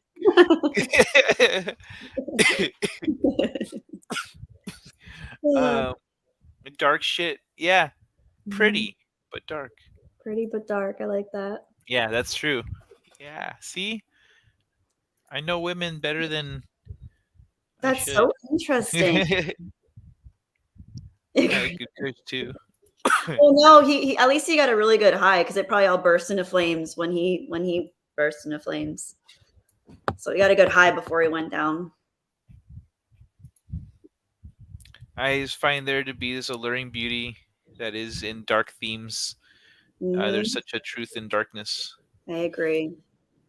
Beautifully said. Yes. I think it's definitely something that it's like a personality type that tends to appreciate it. Mm, Uh, like a lot of people, like there's people. It's like Horde and Alliance. There's people that want the happy, pretty fantasy stuff, and they want the all those things. But then when they see a dark cave, they go, mm. "Nope, Oh, pretty happy fantasy," and they just like, that's nah. denial, though. That's denial. See, I love both. When I was younger, I had a very like eclectic bedroom. When you're a kid and you decorate your bedroom just to like be the what the I wanted it to be like what the inside of my mind was like. So I had very like gothic themes. I had a poster of a decrepit haunted house coming out of a tree and like gothic candles and just like I just wanted all this dark stuff, but I also wanted fantastical things, and I wanted it to look like an elf's bedroom from Rivendell. Like it is such a mixture of all these things, but I love Mhm. having like you need to have. And now as an adult, I do feel more drawn to lighter themes, but I also I like love having experience with more dark, just like what Baby Outlaw was saying. Like it's so good to have both. Like it's like dark, there's truth in darkness. There really is. Because it's both. Like the world, the universe, every human life, like we all have dualities within us. We all have darkness and light within us. And I think to be in denial of one, even people that are all dark all the time, they're in denial of some of the light things, maybe. And people that are all light and bright all the time, they're definitely in denial of darkness. And it's important to kind of incorporate both. This is a great time to mention that all these themes we're talking about here tie directly into the prologue of my book. Little shameless Is self plug. it is exactly the themes that are I love discussed. that. That's awesome. That's so good. It's a human tale. uh, Even because if it's an intergalactic one, it's very earthly and human. hmm Mhm. it's well, like for mine, the prologue starts off with like a being from outside of our universe, Mhm. uh, and they're observing, but this particular one is kind of like growing up, and so before it can fully grow up, it's generally been, like I said, just ignoring that dark patch, you know, and so it gets thrown into a dark patch, Ooh, essentially. And so the prologue is us having this conversation about darkness and light and what is reality and whatnot, and then the next chapter is from a human's point of view, and the story starts there. that's cool. I love that. I'm so glad I have the book. I own the book. I'm so excited. All my books are in Same for storage my right tip. now because I got You another guys just moved, store right? what? You guys just moved? No, we thought we were going to move, so all my books are still in storage. So, but I can't wait to get it out now. Oh, okay. We were supposed to move, and then our landlord told us we could stay. I'm like in constant fear that my landlord's going to make us move, but we got to stay for at least until I think January. So Oh, I, okay. I That's can like unpack. another couple months. Yeah, I can unpack finally. Alrighty. I'm just always in Cool. this state of feeling like I don't know. It's I That's why people always ask me if they can get a PO box, but at this point it just doesn't make sense because I could have to move and then all just have more items to have to move, and moving is so stressful. If you can, as you can see, I keep my place pretty like minimal. Um like I don't like a lot of clutter. So that's like Mm-hmm. Oh, that's works. really nice. I like it. But I used to, if you see my old videos from my old apartment in New York, it was so cluttered. It was so messy compared to now. And it's just like, I really, when I moved out here, I was like, I need to clear my mind out. And part of that was clearing out my space. And also, um, as far as like the grief stuff goes, when my mom passed away last year, it was like I lost my mom, and then my grandmother died a few Uh, months later, and I had to plan a trip home to go see my dad. that was bad timing for. I saw this and I laughed, and then you're like, "I lost my mom." I was like, "Oh." It's okay, you can laugh. Mm. It No, you like it was just like one, and then this is know, immediately the it's opposite. I was like, "Oh shit, I'm well, you sorry." knew I think you knew about that, right? I think I told you about I did know, but that. it's just not a good Yeah, time it's to have a okay. big No, it's smile on okay. my face. Honestly, I'm really sorry. hi and chat. It's okay because Huh. I'm learning like it is important to be able to like not only ever feel bad about grief. Like I've made jokes. My mom was my best friend. I love her so much. I miss her every single fucking day. But I still once in a while I'll be with my partner and I'll like make a joke. And I'll be like, "You can't say that. I have a dead mom." Like it you have to be able to laugh. And like my mom loved those kind of jokes. Like I don't really show it a lot, but I do have a really dark sense of humor. I always have. Maybe it's because I'm part Irish. I don't know, but my mom loved when I made dark jokes. And even when she was still alive, I'd be like, "Mom, you have to use your cancer card more often. You have to tell people you want to be you want it now because you have cancer and you don't know how long you have." And she would think that was like She would laugh so hard. She thought it was so funny. And I noticed Mhm. like after she passed away, my sense of humor like took a hiatus. It was so hard for me. Like I didn't even want to watch anything funny. Like I didn't want to make jokes. But now it's like at a certain point, you have to find kind of beauty and levity in that pain. And part of that, I think, is finding like not it's not funny that my mom died, obviously, but to be able to laugh. Like, so please don't, long story short, don't feel like bad or like you have to be completely tender. Because I do think it's important to like and obviously it's up to the person that lost someone, but to be able to like let that person have levity around it is like a really beautiful thing. Um, yeah. Yeah, I think different people can handle things with different levels of levity, and but the Yeah. problem comes in when people try to impose No, you can't impose. Yeah. their level of levity onto other people. True, exactly, because that can be Mhm. really, really confronting, and that's something, like, obviously, it's different, for everybody. It's and, like, that's just, like, everything with life, but some of those things, they're so it's such a sensitive thing, but I find I don't know, in a weird way, like, I feel like more connected to my mom, when I'm able to joke around because that's something she loved about me. Because my mom had, like, a really great sense of humor, but she wasn't personally funny, so she made really like, when she tried to be funny, she was, like, terrible.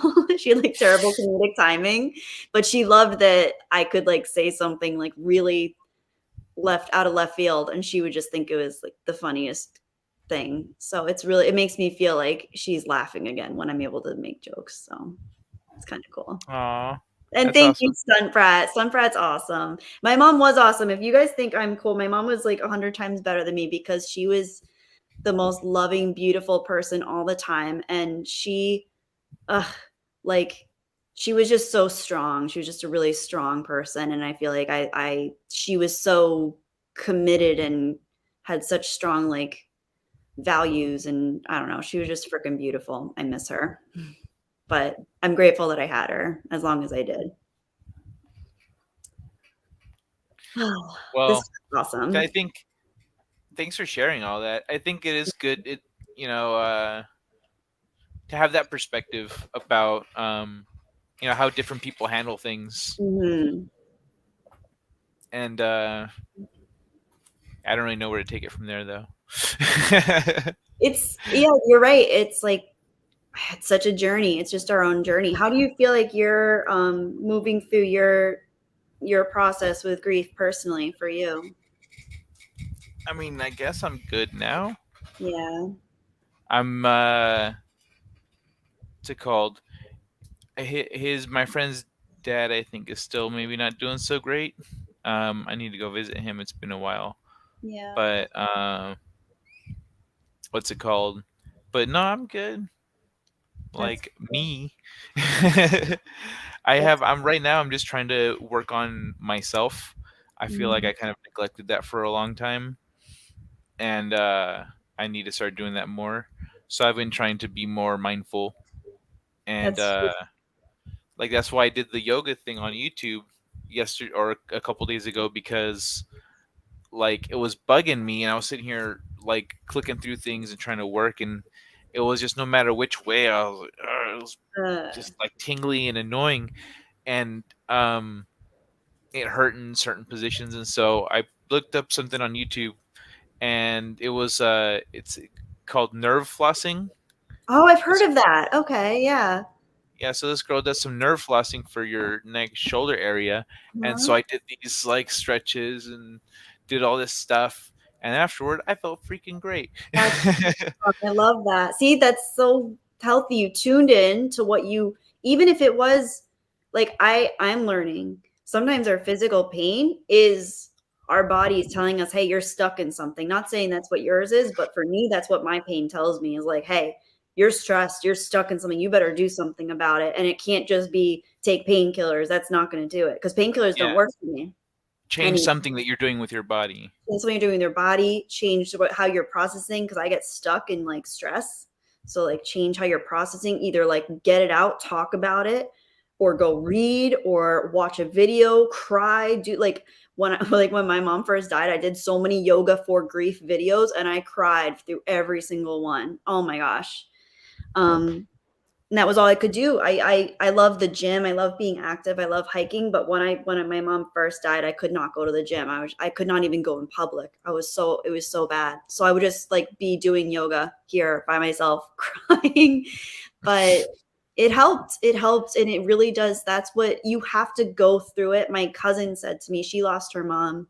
Um, she's older. She's my second cousin. She's in her 70s, but she lost her mom who was in her 90s a few years ago. And she said, Kelly, the only way to work with grief is to go through it. You cannot go around it. If you try to go around it, it's going to come back later. So go through it now.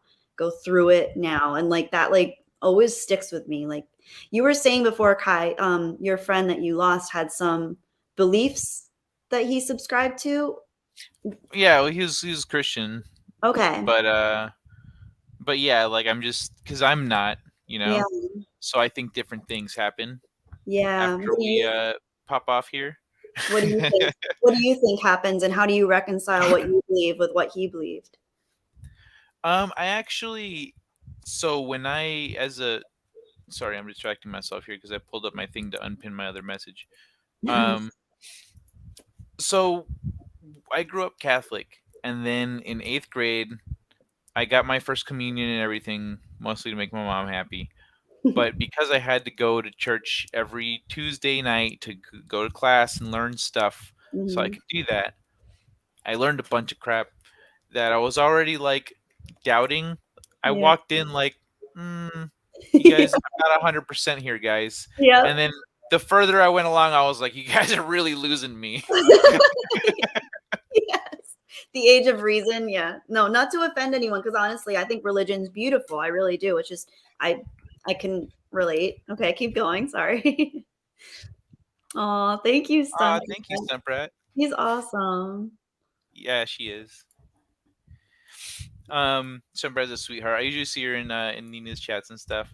Um, but so like in 8th grade was when I was in school. I was walking through school thinking about this stuff one day, and I looked up. And I said, "There is no God, no lightning bolts." Right. Good start. This is a good start. I'm gonna carry on like this. And so I went on and like kind of dismantled everything that I realized I believed from like religion, Yeah. and then like, why do I believe it? Why don't I do that? Oh, it's because of I grew up. It taught me this in religion. Okay, well then I'm gonna reconsider that now. And sometimes I would go, yes, I still agree that's a fucked up thing to do.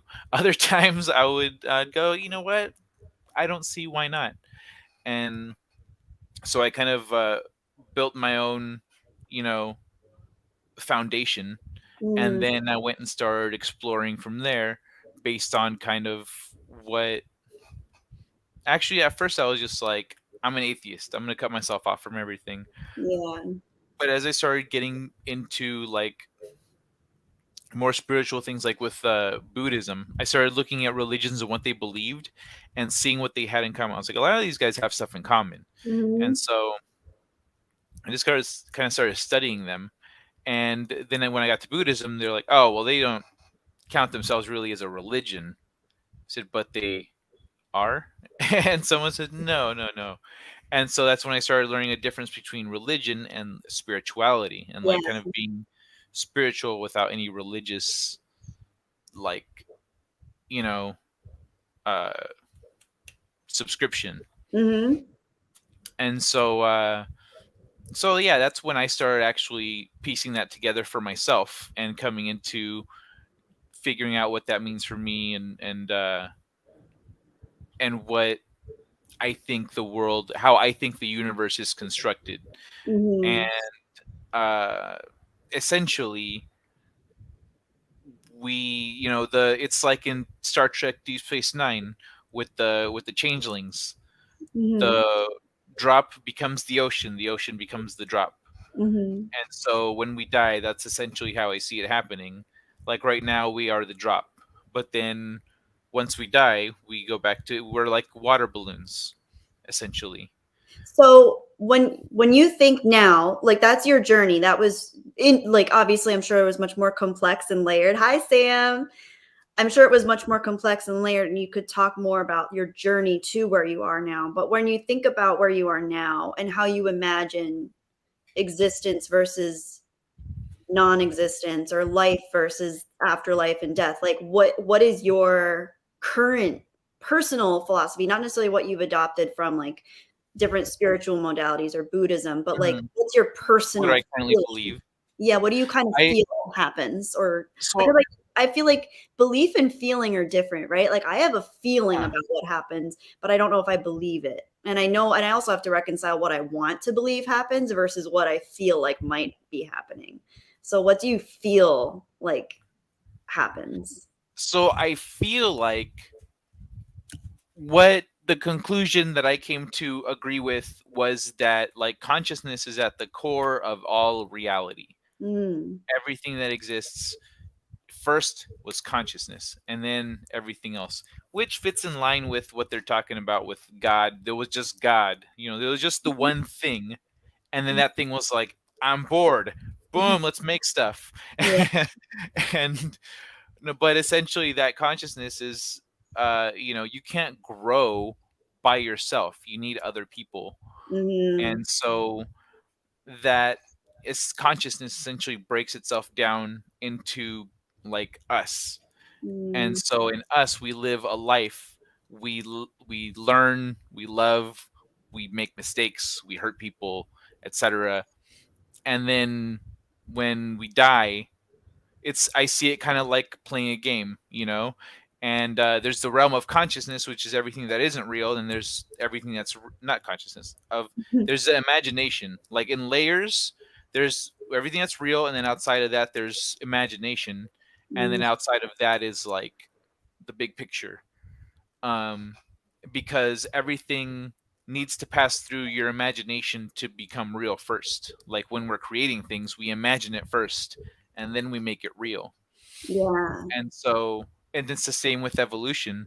Every animal that evolves a trait is because they're like, you know what? I'm gonna get food from that flower right there that no one else can reach because I've got a long beak, and then they can feed there, and then they end up mating with a local chick, and then the kids have long beaks, and they all feed from the flowers, and so then the flowers are like, hey, fuck these guys, and they start growing longer, and then so they start growing longer beaks, and like so they just evolve, and this is an actual thing that happened. They found this flower in the Amazon with like a really long like bud that Yeah. nothing feeds from until they put night cameras out there and they saw this bird come out at night with this super long beak. And Right. it came through and it fed on that flower. Mhm. And so like, but it started with a thought that turned into a physical habit, that et cetera, et cetera, et cetera.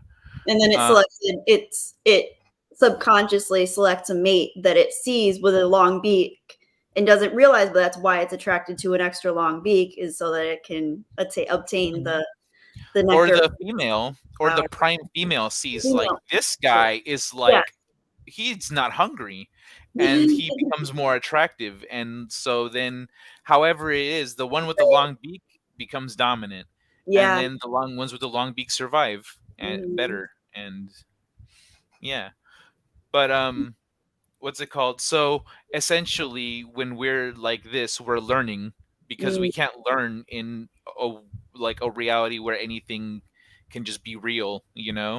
If you could just make something happen, you're not you can't learn from it mm, necessarily. Um, it's the same as when people have everything they want, they're not happy because there's no challenge. There's nothing. There's no resistance. There's nothing that counters them. And so like in so yeah, think we're here to learn, we're here to be here for each other, we're here to help each other learn. Sometimes we're here to antagonize each other. mhm. but Yeah. uh but yeah, then when we die, we just go back to whatever form we are outside of this, Mm. and then come back and try again and do whatever we're supposed to do then. I like that. I like that. And that feels more similar to what I I kind It of is a little oversimplifying, but yeah. well, the universe is The immensely evolution thing. The evolution thing is what he's talking about. That's not immensely how mutations work. well, it's not a mutation, Adaptation. that's natural selection and like subconscious breeding, like attractiveness is a part of the subconscious in animals especially. It's not like they're consciously choosing a lot of those um things. But anyway, it's like I that goes very it goes along with what I used to kind of feel. I had my first really big like dark night of the soul or like existential crisis when I was at university. I had gotten really sick. I was physically sick, just like a really bad cold. And I was obviously far away from my parents. And I I had kind of had a similar line of questioning as you. I grew up, my parents were Catholic, my grandparents were Catholic. I grew up and a lot of my friends were either Christian or Catholic.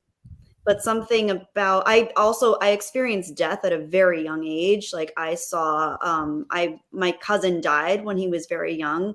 And I was going to church at the time and having these things explained to me through the lens of like God and heaven and hell. And like I understood, I had my children's Bible, had the regular Bible, I had access to all the information, but something about it, just with the way my mind was working, something just felt like it wasn't the full explanation. And it just didn't necessarily resonate with me to a level that made me feel comforted by it, because I kept feeling like, even as a young child, some of those things just didn't seem to line up for me, especially with what I saw in a lot of people and a lot of situations. So I started questioning at a young age. But anyway, my first like dark night of the soul, as I was saying, led me down a path where I was previously just kind of agnostic.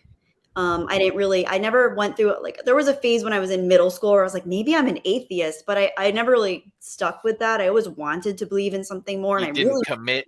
I didn't commit. And I really desperately wanted to be Catholic because that was preset for me. That was easy. We already had Bibles in the house and stuff. And it would have been a very adaptable lifestyle for me because I had my grandparents were from Lithuania. They were practicing, they were very religious. So it would have been much more convenient for me. But instead, I just kind of set out on a path similar to what you kind of explained, where I started learning about Buddhism, Taoism, other forms of Christianity, other forms of Catholicism, Judaism, as many things as I possibly could. Um, and I kind of came out with my own hodgepodge of ideas based more. I was also really into science. So I kind of came out with my own hodgepodge of ideas, but never really an answer, so to speak, or any of my own personal philosophy. But I came out with comfort to an extent because I think I needed comfort, because I, at the time, was really scared of losing my parents. And just also the finality of the universe really scared me, like thinking that the universe would like one day cease to exist and inevitable heat death and entropy like really freaked me out. So I wanted to believe that somehow things in consciousness and animals and all the beautiful life of this earth would go on. Um, but then when my mom died last year, I think all of those comforts kind of fell apart again. So I'm trying to build from the beginning again. And I know what doesn't work for me in organized religion. I just don't personally, it doesn't suit me, my personality type, the way I think and the way my mind works. So I'm wondering, like, when you talked about losing your friend and he was Christian and he had his own belief systems and you have your own feelings that you're kind of vibing out and trying to understand yourself from a much more, you deconstruct, like I like that you use the term deconstructed, you deconstructed things.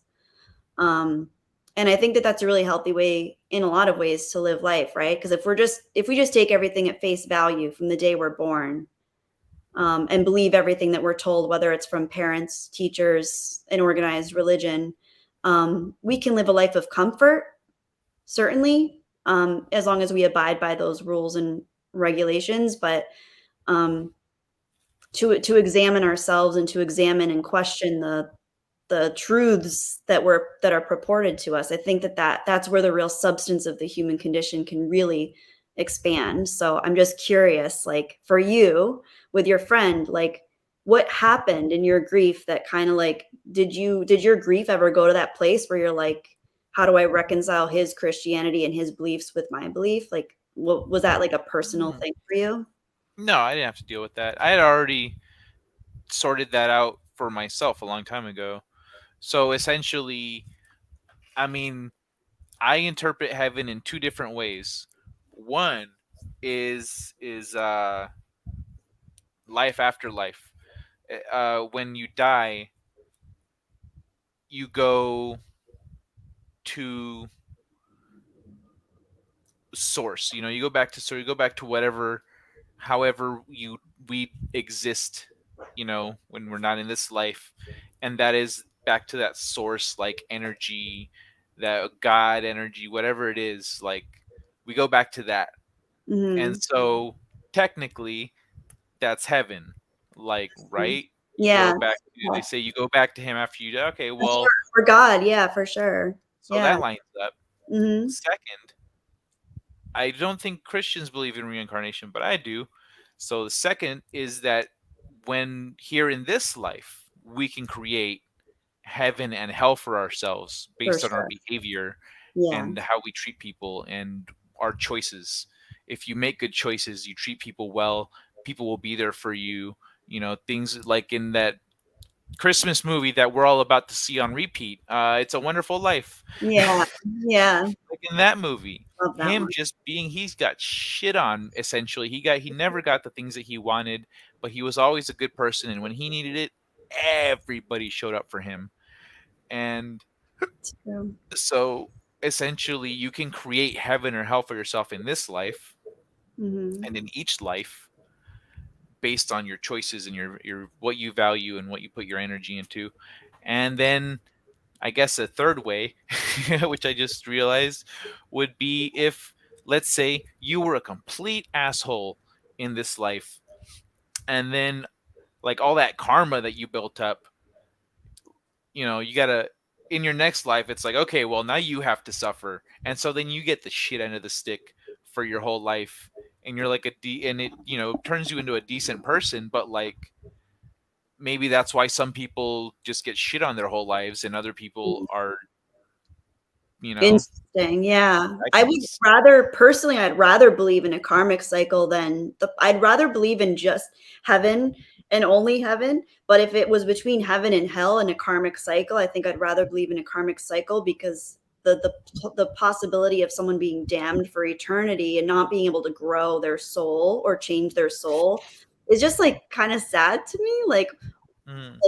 but I believe in second chances and third chances and fourth chances, and I believe, like, if the universe is ever expansive or if God is ever powerful, I would love to believe that there's a shot at, like, another chance, but then again, I don't know. I don't know. I don't have any answers because I don't think anyone does until they're on the other side, so and they're not coming back to tell us. Baby Outlaw says, I believe in God and I follow Christ, but as an artist, it's hard to toe the line, but people seem shocked whenever I say I'm Christian. Hmm. I believe in karma. Um, Yeah, it's a tricky subject. People get very personal about it, which is understandable because it's very personal. It's like probably the most personal topic, more so than like sex and intimacy and uh, what we hate. I think it's such what's a at the core of all reality? Mhm. It's what we think we're here for and what we think we go to. Like, what's more personal than that? Especially if it's like, see, my thing is like I have friends that are atheists. I have friends that are Christian. I have friends that are Catholic, Jewish. I have a Hindu friend, like, but I think it's like they're all different levels of intelligence. They're all different levels of good people. They're all good people. They're all beautiful people. Um, but I don't know which one of them's right. I don't know if any of them are right. I don't know. We don't know. So um, it's just a fascinating topic. Yeah, yeah, we don't, and like you said, we won't know until unless someone can come back and be like, hey, so this is how it is. Yeah. Yeah, exactly. And And, that's I well, love and weird then what's experiences for that reason. you love what? near death experiences. I love like Mm, reading about near death experiences or listening to near death experiences. Some people were atheists and now they believe in God and heaven, and uh, some people say there's nothing, and like it's so cool because even people in comas have different experiences, spiritually speaking. So there's a lot of yeah. information out there, but And some I've seen people with near death experiences call out other people with near death experiences being like, "Oh, the light wasn't like the light shining over your face in the hospital room." yeah, yeah, that's They're the like, thing. "I didn't experience that. All I felt was like a darkness." And then they describe Right, something similar, but without the light. I'm like, right, okay, maybe the light was the hospital light, but like otherwise, they had similar experiences. But you're right; it's not consistent. And the other side of it is that we can't confirm anything they're saying. yeah, So all we have is the um what's it called? Witness testimony of somebody who was running out of blood, dying, pumped full of something to keep them alive, just mm, experienced a traumatic whatever, like, and so they come back and like, yo, my yeah. whole life, bro. And then I talked to my dad for a minute, and then like And I would they love go through. that. See, that's like my biggest I kind of want one of those experiences just so I can see, like, I wanna know. Hi, Root. Yeah, it's like yeah, see, Disease is saying near-death experiences can be explained by the brain losing oxygen and hallucinating, yeah, and Another one, I think there's a dump of, like, the DMT another one. molecule too. Yeah, that would make sense. So and the Because DMT as we're dying, like our body's just kind of starting to dump everything, right? And so yeah, if we're in a lot of pain and mhm, we're maybe about to die and we can't deal with it, our brain's like, here, bro, here, take some of this. Let's just yeah, just calm chill. you down. Yeah. Here's your grandma, here's your mom, yeah.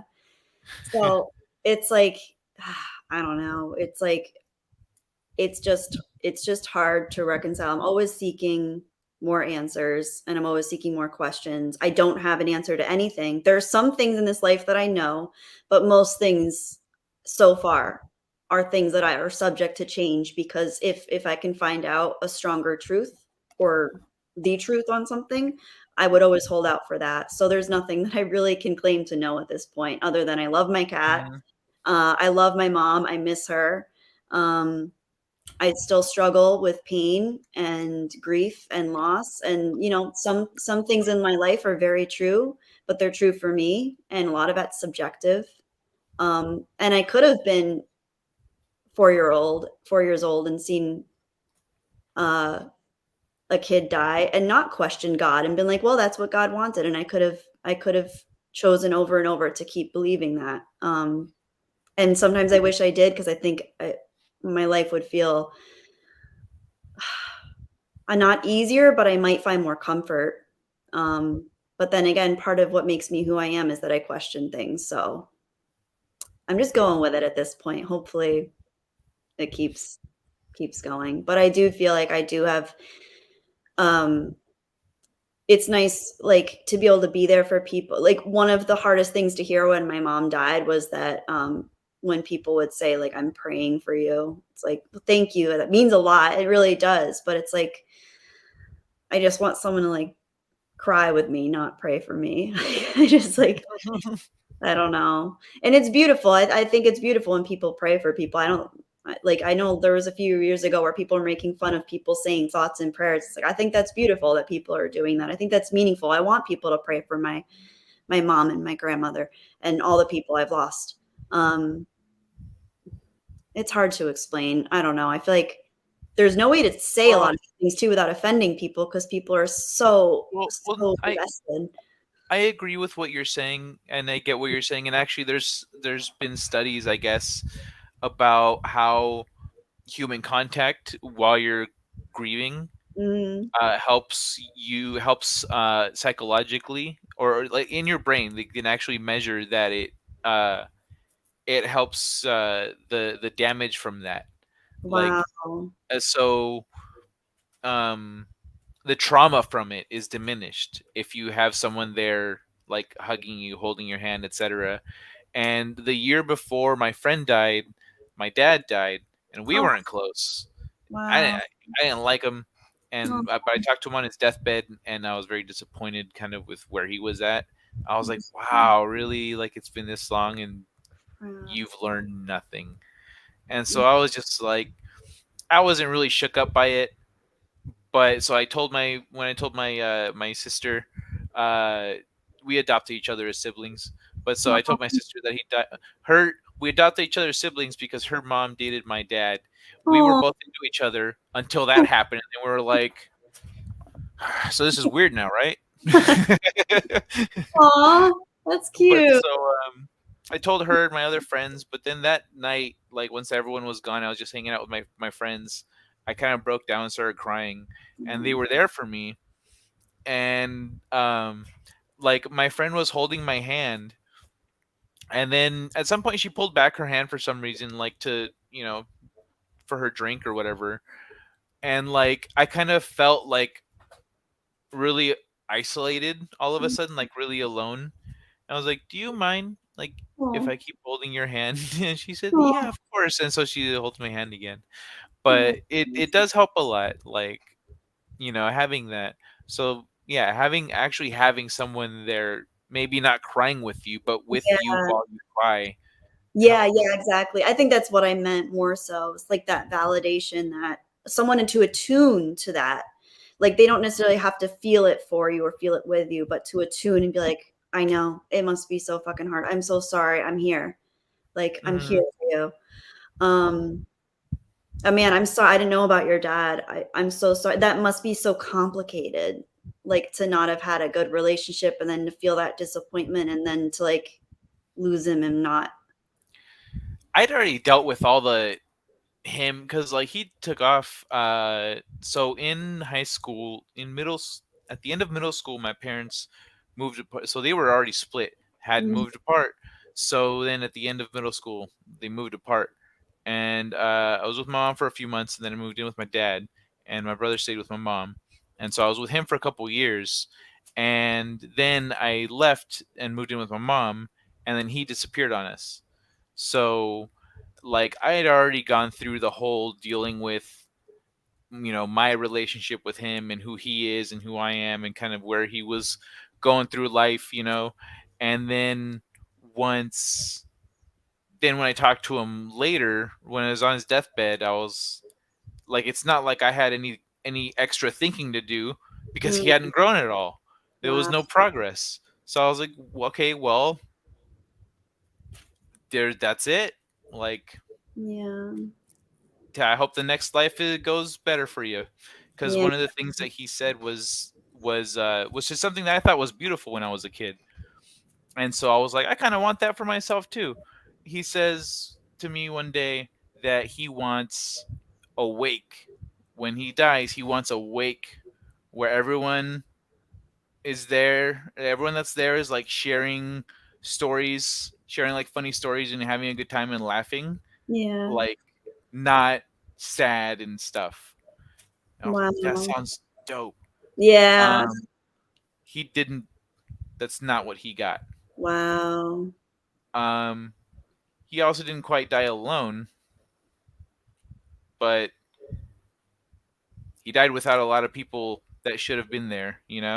Yeah. Um, so but as a kid, I interpreted that as like, I need to make life. If I actually want that, I need to make life good for other people. I need to make other people Wow. laugh. I need to help them and stuff. And so I kind of carry that forward, hoping that when I die, people who were my friends and family and stuff can all get together and drink and share ridiculous stories. Hopefully, trying to one up each other. Oh, you think? Oh, you Beautiful. think I have a stupider story of Kai, That's but beautiful. I yeah. think you're doing I think you're well on your way, and that's, like, such a powerful thing to have wanted to incorporate his idea of what he wanted and his notion, but you're incorporating the work you're putting that in to be there for people and to create those friendships and those bonds. Like that's huge. And like I was watching the chat and they're all like all sending you hugs right now. It's really sweet. Yeah, I see. I was seeing that in the chat. I looked over. I was like, hug you, Kelly, if you need it. Okay. Yeah, so I feel like Yeah, you're on thank your you way. all. That's beautiful. Like it must be, I don't know. I can't know because I haven't had that experience, but I imagine it was like just complex to work through all of it. Not even just the grief, but just the complicated relationship and maybe what you like wanted and you didn't get, or what you imagined or hoped for. And I don't know. It's like parental relationships are really complicated because it's very rare that they're perfect. Yeah, I'm lucky to have my mom. That's good. My mom rocks. I'm glad. That's beautiful. I'm glad you have her. And I didn't know this. Baby Outlaw said her biological father passed when she was 5, and she still misses him. That's really rough. That's young. Oh, I'm sorry. That's really young to I missed that learn. one. Oh, I'm sorry, girl. That's really young to lose a parent. Wow. And I don't know if this is true, but I remember hearing many years ago that one of our most important relationships we have as children is the relationship with the parent of the opposite gender, because that's how we tend to inform our idea of like relationships with the world. Obviously, that's like heteronormatively speaking, but I think it's still true, even for people of like other sexual orientations. Um, so I think like losing, it's not necessarily that you're closer to that parent. It's just that there's like this interesting dynamic that you have where you're like, oh, I'm a female, that's a male. They're informing how other males might treat me, or other how other males should treat me, or this or that, the other thing, and like vice Mm. versa for males and with mothers. Like I don't know if that's true. I don't No, remember. I see it that way too. And I was raised to like always. I think it was partially, when you have like when people have kids, once they're old enough, they can do Mhm. stuff for you, so you don't have to. Yeah. Like, hey, grab me the remote. Yeah. So I think it might be partially that, and also my dad teaching us, to be gentlemen and stuff. Mhm. But he would make sure that one of us, whoever was on the other side of the car, opened the door for our mom. And so Aw. she was, if she ever opened her own door, he would like give a shit. But he could have opened the door for her too and shown this is what I That's do. that's why I said that I think it's a mix of the two things. It's both like, I'm teaching you. I also don't want to walk all the way around the car. Yeah, see, that's an important thing too, is like, don't like, it's so tricky because it's so probably so easy as a parent to be like, do as I say, not as I do. But it's like, but that's what kids do end up adopting, is the behavior that they see modeled for them. What you say to your children will become internalized as their own inner dialogue, I think, in a lot of ways, but like they will also model your behavior, especially if one parent is less balanced than the other. It can be a lot easier to model unbalanced behavior, like because it's more achievable to be kind of a crappy person sometimes than it is to be a good person. So you kind of have to work through Always some. more achievable. Are Yeah. you kidding me? It's always more achievable. It's always easier to be crappy than to be Yep. good.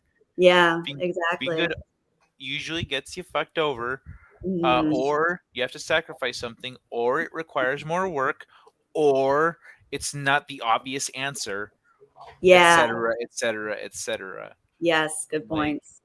sometimes people go, I don't have any good options here. I'm like, you do, but you're not gonna like it. Yeah, the harder. It's usually the more challenging options. And I see Hmm. Stephen Yarnell's say he has a son and he's thinking about that raising. That's good that you're There we thinking are. about it. It's amazing how many parents don't think of that. They just they don't even they don't even understand how much of an impact how they treat themselves, let alone their children. Like children pick up on how parents treat themselves, let alone their spouse and their own children. And then we model Hmm. that. Oh, is your They nephew? emulate. They emulate themselves after their parents. They see their Yeah. parents doing things and then they want to do it. Mhm. like my nephew, what's it called? He like wanted to train with us when we were training in the park when he was little. His parents and I all make video games, so now he's like modding Minecraft and Oh, stuff. And cute. he's like 11 now. He's 11. Yeah, Yeah. Oh man. that's so cute. Pardon me. I wanted to touch on Sam. Nope. Earlier, Sam being a twin and contemplating death Oh, is difficult for me. Is wow. it because like yeah, I love I had a comment, but then this one wins. That's really, yeah. Disease says you're afraid your consciousness will transfer to your twin. Oh no. Oh, I was thinking something like, "Oh, why? Because you're like you have a backup, or like because your backup is gone, and now you're the backup." You're like, "Oh shit!" Like what? wow, that must But be then so the consciousness trippy. transfer just took the cake for me. I think. That's trippy because they're with you for your whole life. Like even in the womb, you're there. Oh, utterly alone. Yes, Aw. I imagine because that's like you're more than a parent. Like most siblings have a few years and a lot of different cognitive processes between them, but twins, they have their own language when they're babies. Twins, like I don't know if Sam has this experience, but I've seen it firsthand that twins have their own language together when they're babies, talk to each other in like not even discernible language, just their own personal twin language. They're very Mm. and They're at the same level of cognitive development, so they yeah, understand each other. yes. Um, Oh, it's I so and fascinating. Nick, the weird thing about that is that like what's funny is a lot of people who a lot of non-twin people Mhm. um are afraid of that, but like not they don't think of that in reference to themselves.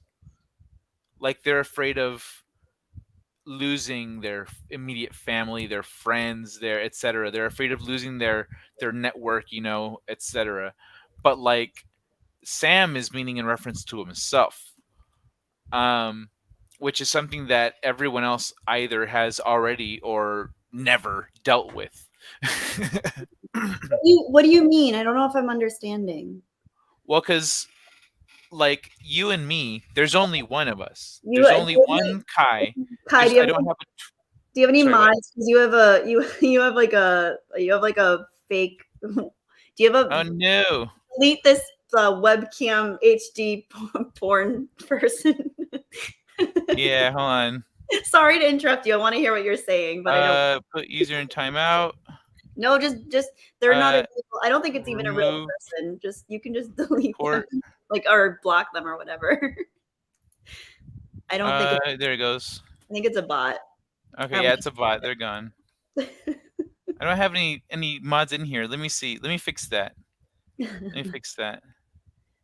Yeah, everyone here. There's none of my mods are here.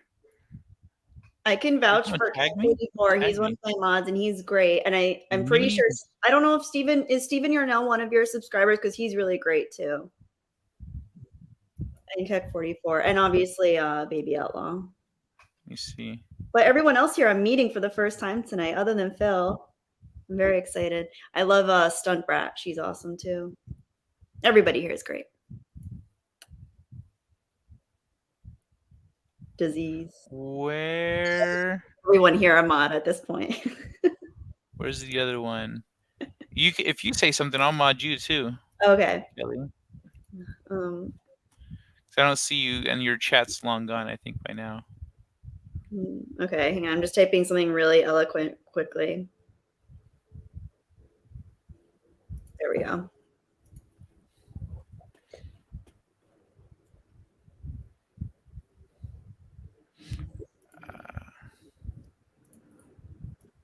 Boop. Baby Outlaw says No just form bots. Suddenly you're typing something really eloquent. yeah.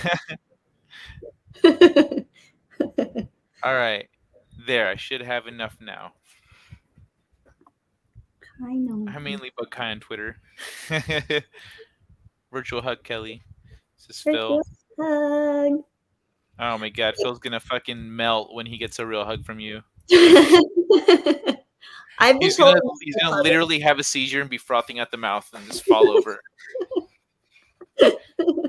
Phil's awesome. Oh my gosh. I love that both times I've seen Phil like streaming, he has his beautiful orange cat just hanging out with him, either in his lap or like just around.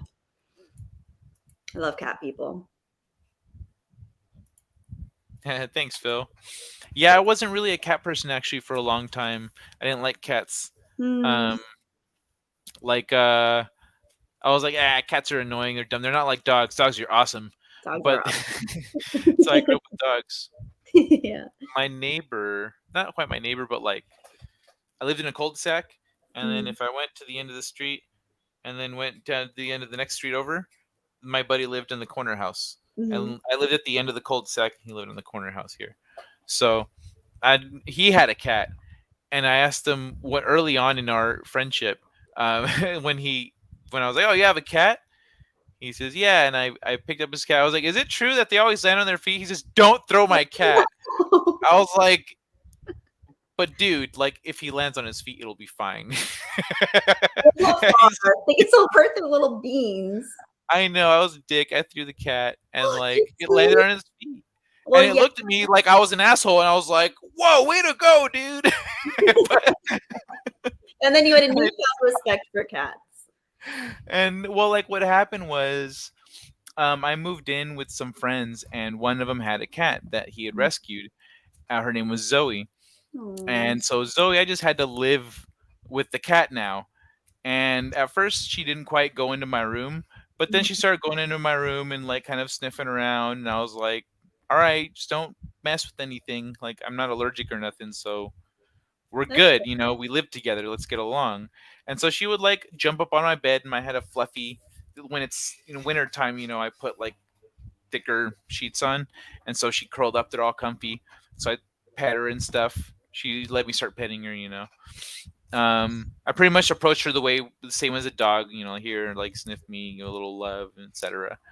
And but like a few years later, this guy, we're at a different place now, and this guy, he's talking about getting another cat. I was like, "Oh, have you like introduced them properly, the way you introduce cats?" He says, "It'll be fine." I was like, "That wasn't a yes, but okay."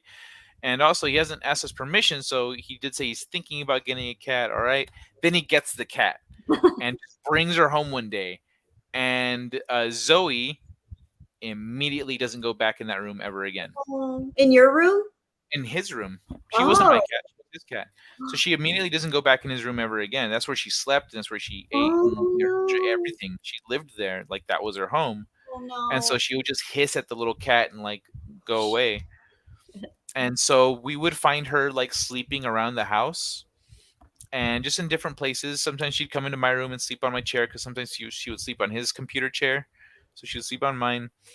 And my other roommate tells me that she found the cat crying. I was like, "Cats cry?" He goes, "Yeah, I found the cat crying. It's so sad."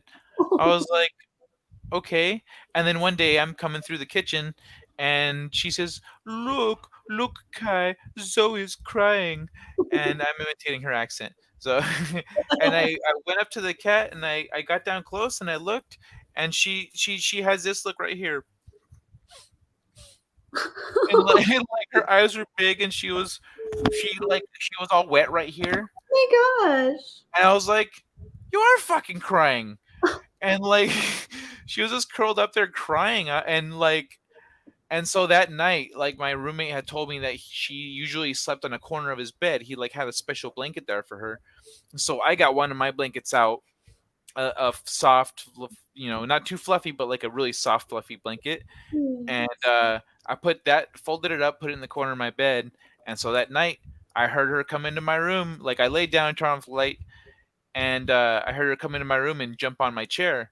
And I left my chair closer to my bed so I Yeah. could just reach over.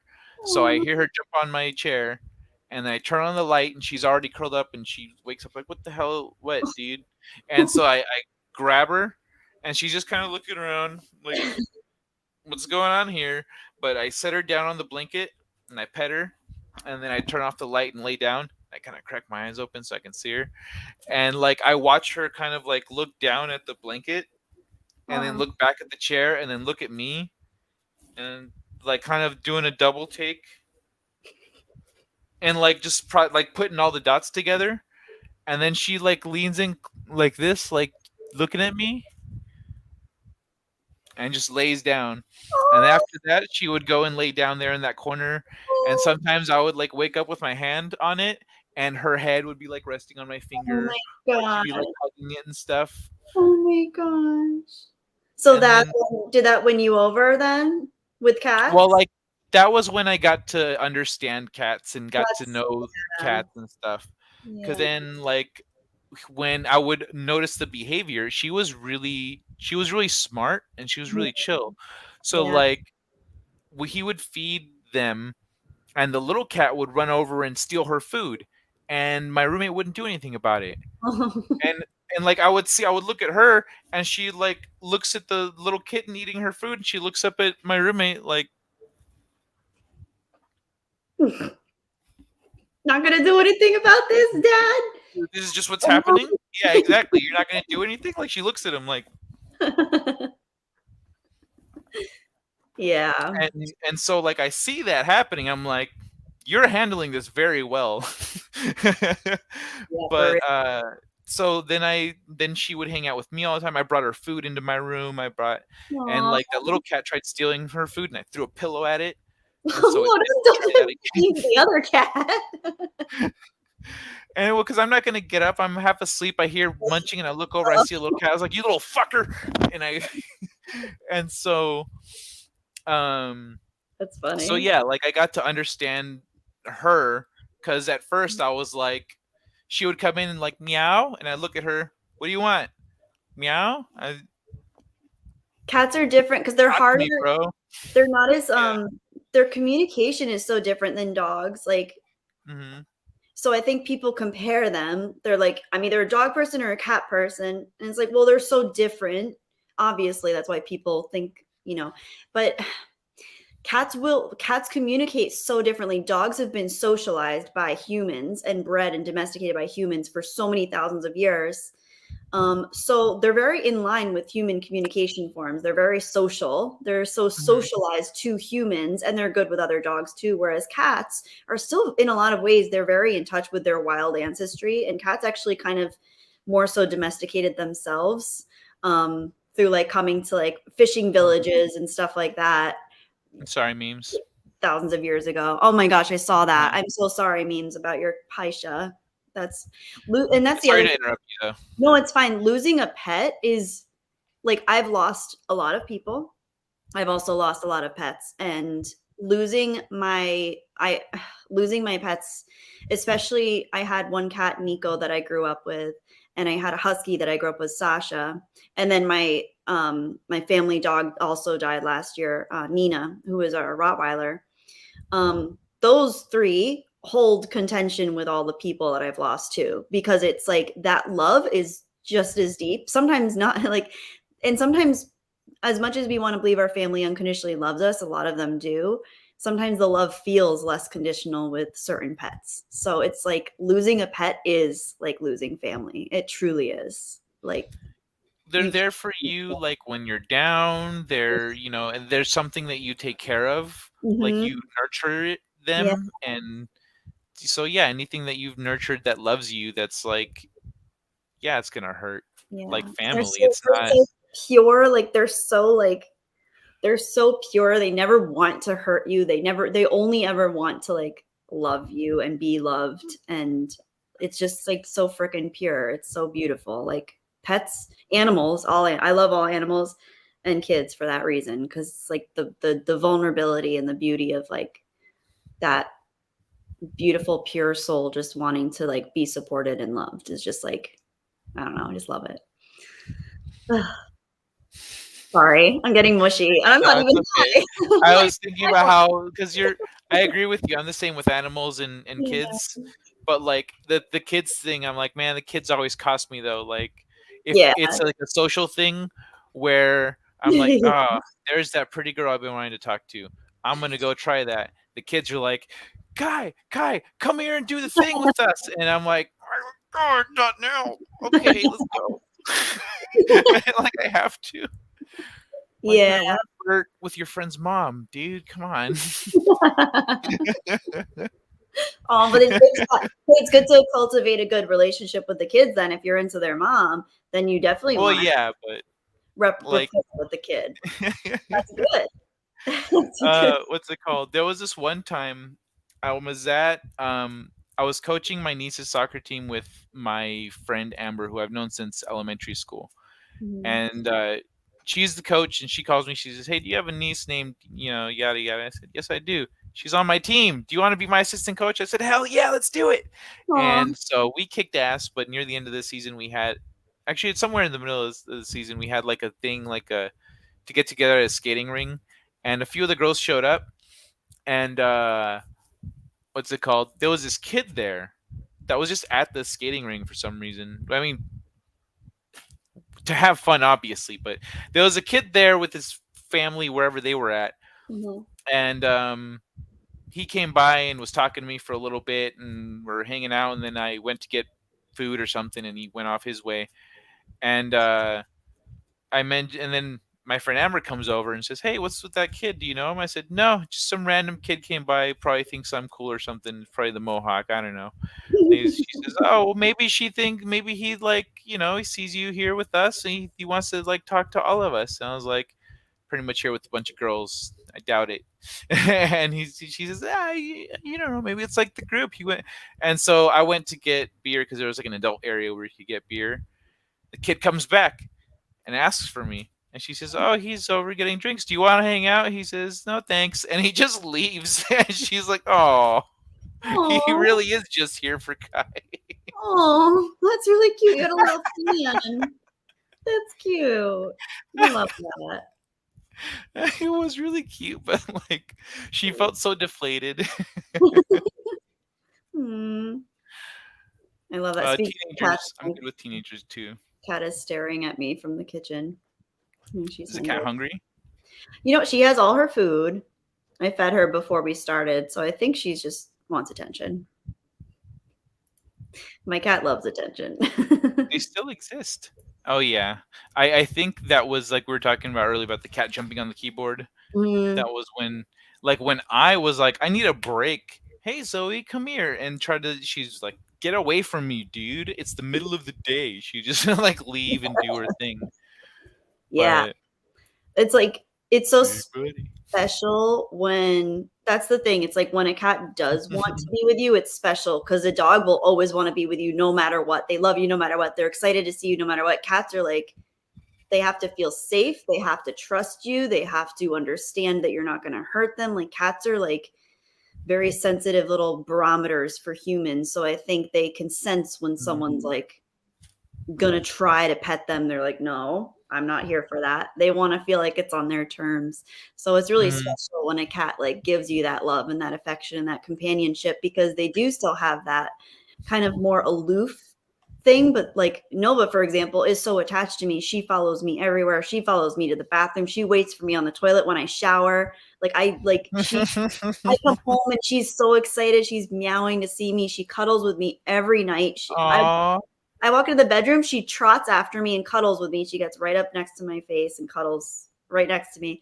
Like, so she's very loving and very attached. But if I didn't know cats, I wouldn't know that cats could be like that either. So I saw, Mm, I think Bone earlier was talking about how he had dogs and he just got his first cat last year. He adopted him before the pandemic started.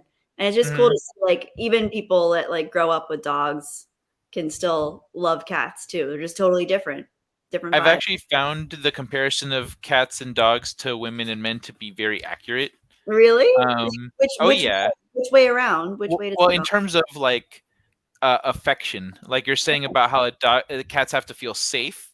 They Yeah. have to Oh, feel okay. okay. Everything has to be on their terms. You literally described like getting becoming, affectionate with a woman, making physical Wow. contact, etc. Like Yeah, it I could has to see be on that. her terms. She has to like give you the hints, maybe initiate contact with a little hand thing or an elbow nudge, something like that's Yeah, how you approach when you're approaching a cat. That's the same as when you're approaching a woman. They need that's to feel so a certain funny. way. And if you're a little bit aloof and then they come and start rubbing up on you, oh, now you want my attention. Well, hello there. That's With guys are like dogs. They just be like, hey, you want to play? You wanna play? Oh, you want to rub my belly? No, that's not what you want. Okay, all right. What do you want? And like they'll just try to make you happy, and Oh, I that's could it. see that. I could see that. I never thought of it that way. Hey, yeah, I guess I could see that. I see Sam says, I've only ever had birds and a fish, a little different. I love birds and fish. I love that. I've had fish. I haven't had birds. I had lovebirds growing up named Lois and Clark, and then I had doves. Aw. Oh my gosh, I love my doves. What's the deal with the way? What did he say? What did he ask? What did What's the deal with the way a cat's head smells, and why is Japan so crazy over it? what? My cat smells like vanilla. I don't know why. I don't have anything vanilla scented, but I swear she smells like vanilla, and I've had other people say it too. But I don't know what other cats should smell like. Apparently, Sunbreast says some of the most abusive people she's met have been way great with animals. Go figure. That's so interesting. Huh. I wonder what that is. Interesting. Hmm. Turned a lot of men this year when I've gone on dates with them. I've turned down a lot of men this last year whenever I've gone on dates with them. Why? Because they're too eager. Like I described, like a dog, just like Yeah. I like love I haven't had a I haven't gotten anything all year. Let's yeah. go. Let's play. I don't It's think like a like dog that hasn't seen you all day.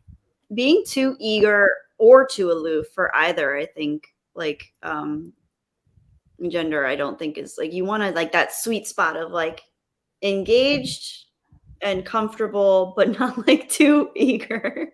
I think that scares a lot of people off, Hmm. male or female.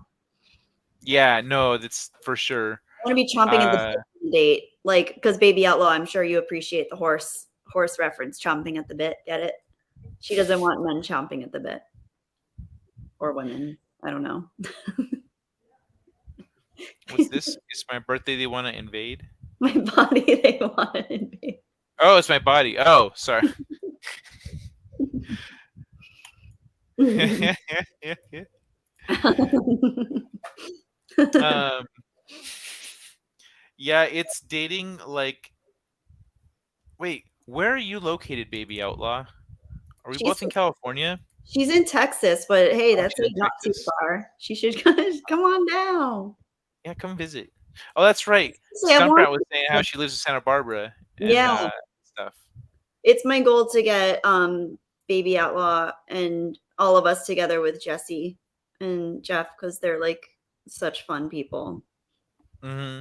Um, Yeah, Jesse and Jeff and I were talking about in Vegas. We're talking about having a get together of all the LA people. yeah, that would be amazing. They're great. I love them. And I love their cats. Speaking of cats, they have like my favorite cats other than my own cat. Great cats. They're talking about cat people. They have 4 cats. Oh my god, 4. They're such Mhm. a sweet couple. They're so cute. I know. They're so cute. Oh gosh.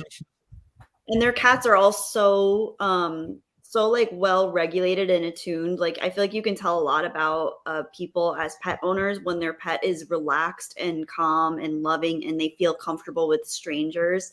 So it's really nice. I used to be in the pet care industry, so I like if I walk into a home and the animal is really anxious or scared or there's like a lot of tension going on, you can tell that like that's probably a reflection of how the people feel. Not Mhm. always. I mean, obviously, there are exceptions. Some breeds are more But dogs anxious. are very animals are very empathetic in that way. Like if everyone's Yes, anxious, they're anxious. They're like, they okay, take well, it on. I have a woman that lives in the same complex as me, and she's constantly like, it's so sad. It's like infuriating, but she has 2 children and 2 dogs, and she's constantly screaming at them, and the kids are always crying, and the dogs are always barking. It's like, lady, do you not see? your like anger issues are all being transferred into the energy of your home. But uh, You're yeah. making the animals lose their shit. You're making the kids cry. Well, it's like, and it's a Yeah. loop because she's being triggered by their reactions to her, probably like fuming anger, and it's like, oh, I don't know, just it's Well, because just people, hard. when they have anger problems, they often don't like restrain them really. Yeah. And even if they think they're restraining them, to normal people, we're like, dude, you need to calm down. Like, Yeah. why are you so angry? Stop slamming everything. I Like, stop know. like yelling at the water pressure, you know? Like, stop Yeah. doing these things. And You're just well, making yourself worse. the shitty thing about anger is that for people, it is really hard for them to get out of it because it's systemic over their Aw, lifetime. So say yes, please do. so Come here. sweet. We'll You walk. don't need to walk. You don't need to walk. We'll walk and meet you halfway. But it's like the thing. I think it's so hard because it is. It's easy to judge, but it's also like they've probably been having. They probably had a lot of like whether they were seeing anger reflected in their home as a child or whether they weren't able to express themselves authentically as a child and they learned to push Mhm. everything down and then that created anger. However it came up, it was systemic and it's been a lifetime. So these people are reacting the same, like in the same way that they have been for so long. That's like the easiest path for them is anger and to get frustrated and to judge people and to get angry. So it's like it is so hard for them to think of any other way. So I couldn't just talk to that lady and be like, "Man, can I talk to you about what I see happening?" And you're like, she wouldn't even be able to She wouldn't be comprehend. receptive to it at all. No, she'd get angry Mhm. with me. So it's like when people are like they have to get to a point where something happens where they have to choose to help themselves. It's very like I think in a lot of ways it's very similar to um substance I don't even want to say substance abuse but like substance addiction, I guess, where people are choosing a path because it's something that helps them process in a way that they process where it's not necessarily healthy. um Unfortunately people don't usually have interventions for anger issues. So That's true. ugh, And it's very, it's when it's a personality, I think people should have interventions for when there are like serious personality issues that are causing you problems. Like um my younger brother had that when he was in high school. really. Uh yeah, so he and I reacted very differently to our circumstances, and he was kind of falling in with a shitty crowd, Mhm. and some people that he some of his friends that he liked and respected and etc., and our neighbors, it was our neighbors and their cousins and like a couple other friends of theirs, like they were like a little crew. And so like they all pulled him aside one night. They had a like a, not a party, but like they had a kickback when they were all hanging out, and like the purpose of that was to talk to him about Oh, the people that he's hanging out with and the shit that he's been wow. doing. You're like, dude, you can't be doing this stuff, man. You can't be, Wow. you know, these guys do this stuff, yada yada. And they like set him straight. And he started hanging out with them, and they were a better example. Wow, But that's awesome actually. I love that. like, So it yeah, worked. it. I mean, it worked to a degree. He's, I mean, I don't know what he's. I'm a few years out of date with what he's been up to because of the lockdowns. He got stuck in Yeah. Texas. But Okay. but my mom tells me that he's like been putting down roots over there and stuff, Good. and doing, finding some of the stability he didn't have out here, which Good. I think is fantastic. So he's probably doing a lot better these days. But like for a while, he's it's like he has his ups and downs. He has his times, I think, that he's doing really good and he's making great progress, and then it's like he just Yeah. drops Yeah. again. That's hard when we have people in our lives like that because like we're always rooting for them, but it's scary when they go down, right? Hmm. Because we don't know. And they just become consumed in that, in like their image, or in the thing that holds, that anchors them. Oh God, yeah, that sucks. That's like the only way out is through it, right? Like Hmm. hopefully as he gets older, he starts to be more in tune with that pattern and can realize what brings it on. Um, I think that's a key for a lot of people that do struggle with those ups and downs because I've struggled with that to an extent.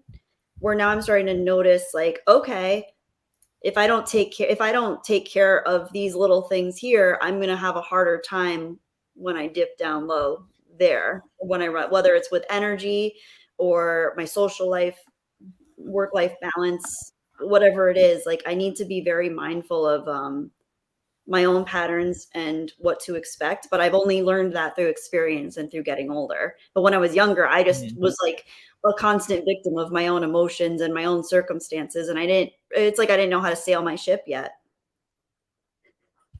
That's a good way of phrasing it. Don't know how to sail my ship yet. Yeah. Yeah, we all have to learn it and some people do. I have a friend that I grew up with. She's been my best friend since I was 4. I've seen her through all her ups and downs. She's now currently in the mental health field. She's a marriage and family therapist and she's wonderful. She's working on getting her own practice, but like growing up with her, she had a lot of ups and downs and her parents worried about her. Myself and my family worried about her. Our friends worried about her. We worried about everybody. It's not like she was the only one we were worried about. Everyone worried about everybody because when kids are growing up, it's a very tender thing to see how things are going to pan out. But seeing how she's managed, and she's now a new mom too with a baby. So like seeing how she's managed to like learn about herself and make constructive choices with her ups and downs is really it's like empowering for me to see. I love it. I love seeing people grow. I think it's like the coolest thing. But when I see people stagnate, it just saddens me because it's like I know what it's like to stagnate and it sucks. So it's just cool to see people grow and know that they're capable of it. Yeah, some damn. He said something a second ago that I want to comment on. I missed it. Hold on. Give me a. I'm gonna. Okay. You guys, where God he keeps leaving me. Oh no, the webcam person. No. Oh no. Oh no. I'm gonna get them. Hang on, guys. Um Hide user on channel. Sorry, webcam. Oh wait, I almost did the wrong person. Hide user on this channel. Okay. Bye. What? Okay, I'm back. Oh, I hid the webcam Sweet. person. Oh yeah, you got the. Oh, I see what you mean. Yeah, I was. I actually just saw that right now. I was like, oh hey, I need to. And then I saw you moderated. Thank you. Yeah, man. Bot is back. Oh They yeah, found their way back. They found always their on way top back. of it. I've never gotten bots like this before. That's exciting. Right? That's Oh, we, exciting. it's like I hit a benchmark. I'm It's like a good. real. Does I'm a he real said streamer sub to, now. I sub got to me some only bots.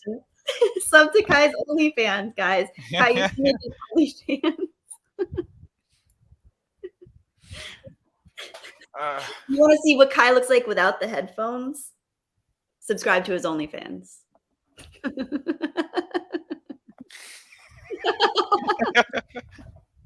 Should do a dance with like sexy music with the headphones. I cover up my neck and like spin the headphones around.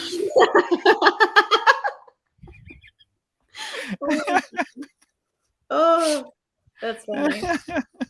Oh. Yes, Sorry no, for the distraction good there. job, Stephen Yarnell. He picked up on it. No. Uh, but Hi. yeah, all we can do is kind of hope for that these people will, I don't know, come around. I know. You know what? It's funny. Like I was trapped in that feeling for a while where I was like, I just want all of humanity to get better and do better and take care of themselves. But I'm slowly realizing like some people just are not going to do it. Some people just will not take care of themselves. And I have to be okay with that because I cannot have this like martyr syndrome where I want to like help people all the time and make them better. Because I definitely, Stieg. Steve. You know, Steve, that's not an inaccurate statement. He's the best jokes. He's I full of them. It's like not all. I think what's funny is when it comes to giving head, I think it should be a two-way street. There are guys that like they're like no input only, no output. I'm like, well, you're a dick. Like, come on, if you want, you should give. But like, oh, it's gross. Oh, but the other way around isn't. What the fuck, you know? So yeah, I think it should be a two-way street. I'm just gonna put that out there. Put that on your OnlyFans. Just don't go around flash your ankles to just anyone. People think you're easy. Hmm. And before I could see them girls, these bots could go leave like a man. Come on. You don't Oh want to yeah. click those sites anyway. They probably have like, oh, viruses for your phone or computer. Yeah, Hmm. you don't even want to click the link. You don't know where it's going. They Mm-mm. don't even necessarily have it might be like a link in between you and the picture of the hot chick that they're sharing, but you know what? Just go to like, YouPorn and look for whoever you want True. or whatever you want. You can look by demographic, by age, by length Hmm. of video, Yeah, by fetish. Oh, actually, back to what you said earlier about people. We were talking about people sharing their fetishes and people we were. sharing what they. Well, like, or it was people. What was it? It No. was it was about people sharing what they believe, Oh, and okay. some Yeah. fetishes came up somewhere in the chat and like Okay. as a Yeah. joke. But like, if I think people would be, if you ask somebody like, you know, what are your fetishes? It'd be question A or question B. Question A, what are your fetishes? Nah. Question B, what do you think happens when you die? So I think let's say bondage, and and I think they started back to question A. See, yeah, that's true. But it's interesting to explore that too because that's really ingrained with people's personalities because they probably developed that very early on in accordance with like how they grew up in their home and what the feelings were like. I think like kinks and fetishes are probably developed. They're like hand in hand with developmental stages and personality, but they're very personal for the most part. hmm Yeah, not everybody grows at the same rate or has the same experiences that put them through the same things. Mhm. I've mentioned that to people that like wisdom can come from it's like the ratatouille thing. A cook can come from anywhere, and Yeah, wisdom can come from anywhere. You can yeah. have a 6-year-old that just watched his parents go through something and learned something from it. You can have a Mhm. 60-year-old that just went through it themselves, Right. and they can Yes. both have insight on it. That's such a good point. Yes. And that's the other thing is age does not always equate wisdom because I grew up being told respect your elders, which I still believe, but you don't always have wise elders either. That's the thing. Like I was fortunate to have two grandparents that worked very hard and saw a lot of hardship and a lot of like loss in world events. They were immigrants. So they were wise in a lot of ways, but I also saw a lot of older people that were just like that acted like they knew everything, but their answers were always very shallow, even sometimes compared to Mm. like people in my own age bracket. So age does not always equate wisdom, Yeah, but hopefully it yeah, it's equates insight. experience. Because like that's the thing, experience is important, but if you don't garner insight from an experience or a new way of thinking, then you're not really garnering a lot of wisdom from it. Because people can have there could be someone with 80 years of experience, but if they have no internal like recognition of how like no self-awareness or insight into it, then it's not really wisdom anymore. It's just it's experience but not wisdom. hmm No, Like I get what you're saying. you can have like a Like, teenager that's been through some stuff and they've been very like self-accounting and they keep thinking and questioning their place in the universe or their home or their community and then they could be very wise. well, So it's like so in this show, Dirk Gently's Holistic Detective Agency. Have you seen it? no, but I've heard of it. That sounds familiar, but yeah, It's so good. I'm I've so heard of sad there's that. only 2 seasons. That's a Oh. show that needs to come back. But essentially there's these in this show there's these people that are kind of like in tune with the universe, and Mhm. they each serve a specific function for the universe. So they Ooh, essentially have like kind of a superpower, but like that's it's cool. cosmic. And so two of them in the show that we're introduced to out the gate are essentially serve opposite functions, Uh-huh. and but they're very much they work kind of the same way. Mm, And so one of them is a weapon, and she just kills everything and everyone without problem, without repercussions. You can't keep her contained because locked doors won't work on her if she's not meant to be locked in a room. If shit. she's meant to go somewhere else and she wants to leave, she could just open the door. For some reason, it'll break. like the Huh. lock won't work. Yeah. And like so she for the first time she encounters the other character that we've been following, Dirk Gently, and like has a realization that they both have the same thing going on. Mm. And then she gets her ass kicked by somebody, and that person stabs her in the leg. And so then later she's in the hotel room talking to her buddy, and she's never been hurt before, Mhm. because as we see in the show, she can't be hurt if she's doing what the universe wants her to do. As long as she's just following her gut, she won't be hurt. People, she did a thing where she shoots a gun at her head, nothing happens. She shoots it away, it fires. Nothing, it fires. She's like, "Look, I Okay. can't get hurt." So what's And her so, arc? huh? What's her arc? What's the arc of the story? It's a crazy story. I'm gonna let you watch it. But Okay. for her, when that's her getting hurt for the first time. So the other guy tries to give her some like advice that normal people Oh, hear and right. know. He tries to say, what doesn't kill you makes you stronger.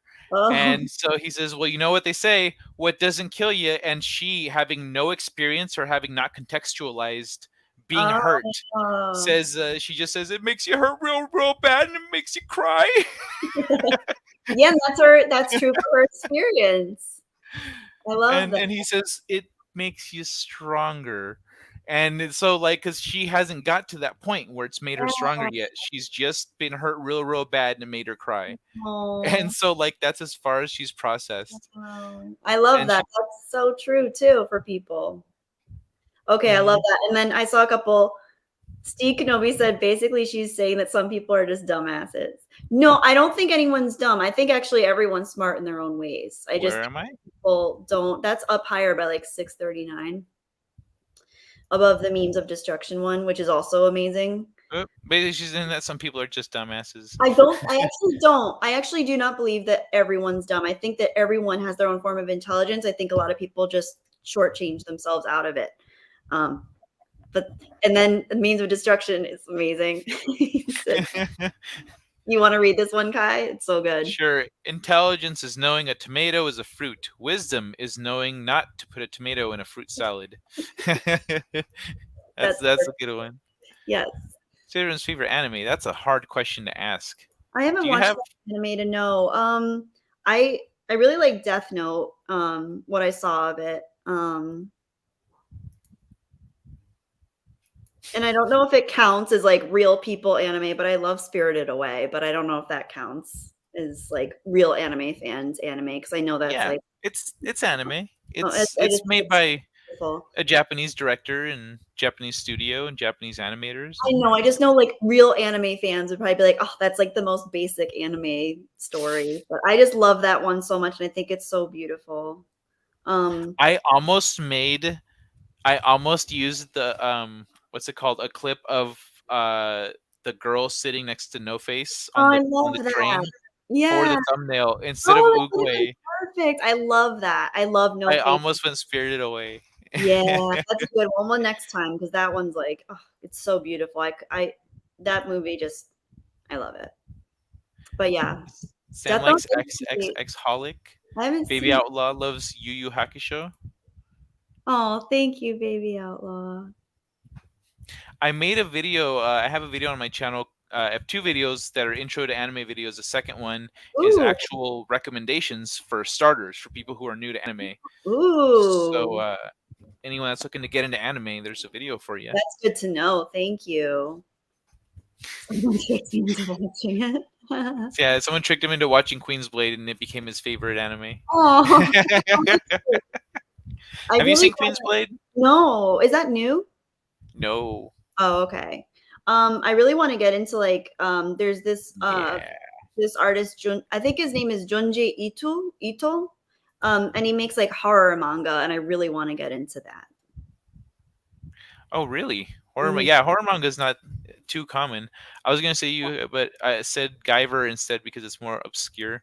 I watched Guyver as a kid, actually. Uh, my dad tried to expose me to heavy metal and Guyver and some other stuff, like animated stuff, because he knew I was an artist. Oh, Everyone knew. Everyone thought I'd end up working for Disney one day. Well, I'm kind of glad you didn't. I think honestly, at this stage, it's probably better to be more independent without something like that. I think they'd actually treat. I don't know how well they treat their animators or Well, if anything. I ended up writing for them, I know they wouldn't be paying me. Yeah, exactly. So weird. But anyway, I see Mm. that we're almost at 3 hours, and I should get going. Not Holy because shit, we are. I'm having an amazing time, but I know myself, and I've noticed this is something I've noticed about myself. When I socialize for 3 hours in a confined space, I start to get really tired. So I'll be fine tonight. Mm. I'll have like a social hangover tomorrow, but this is amazing. But I This need to has put been great. myself. If you notice, if you go on my channel, all my streams they all end at like the 3 hour mark because I start winding down and my brain starts like crapping out. So to save you and the chat from me turning like a weird I, blob of a human. all right, that's fine because I didn't like. I noticed the time earlier. I was like, we're like at 2 hours, but I don't really feel like an ending point here. We're like in the middle of talking about Load. stuff. I know, and that's the thing. I could keep going because this is great, but I'm going to have to stop because I know myself, and I know I'm gonna be tired. I'm gonna be more tired tomorrow. I won't be as focused, and then I won't be as good a conversationalist tonight. You'll see, it's gonna start degrading the conversation. If I stayed, it would degrade. So I'm saving you. Okay. Alrighty, I guess let's wrap it up. I'll play the same little outro Guys, on the you've way been out though, I amazing. I guess. just want to thank your chat. These guys have been amazing. Like this Oh was yeah, so everyone's been fantastic. yeah, you guys are awesome. I'm so happy to see some new faces. Like I hadn't met Disease or Stunt Baby. I can't see her name right now, but Baby Outlaw? I'm mixing it. No, I know Baby Outlaw. I'm like mixing up her name. Stunt. Well, what's her name? Stunt Brat.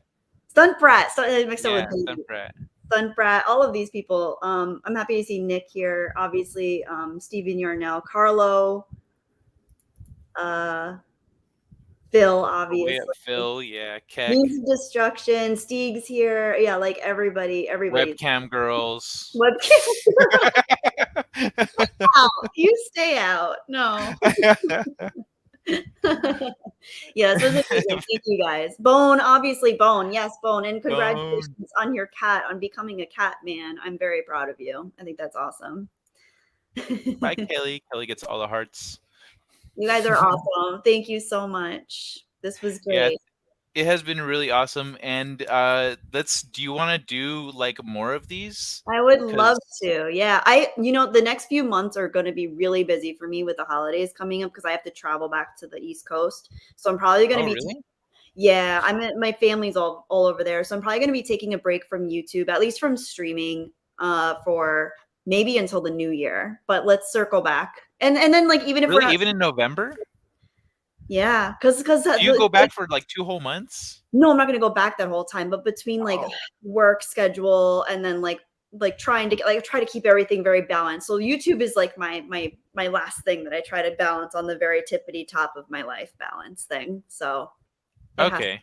yeah. Everything else needs to be in line before you can put that one on there. Exactly. YouTube's my cherry on top of my life. That's the one that comes it's my personal, it's one of my personal favorites, but it has to come last for me. All But right. No, I understand completely.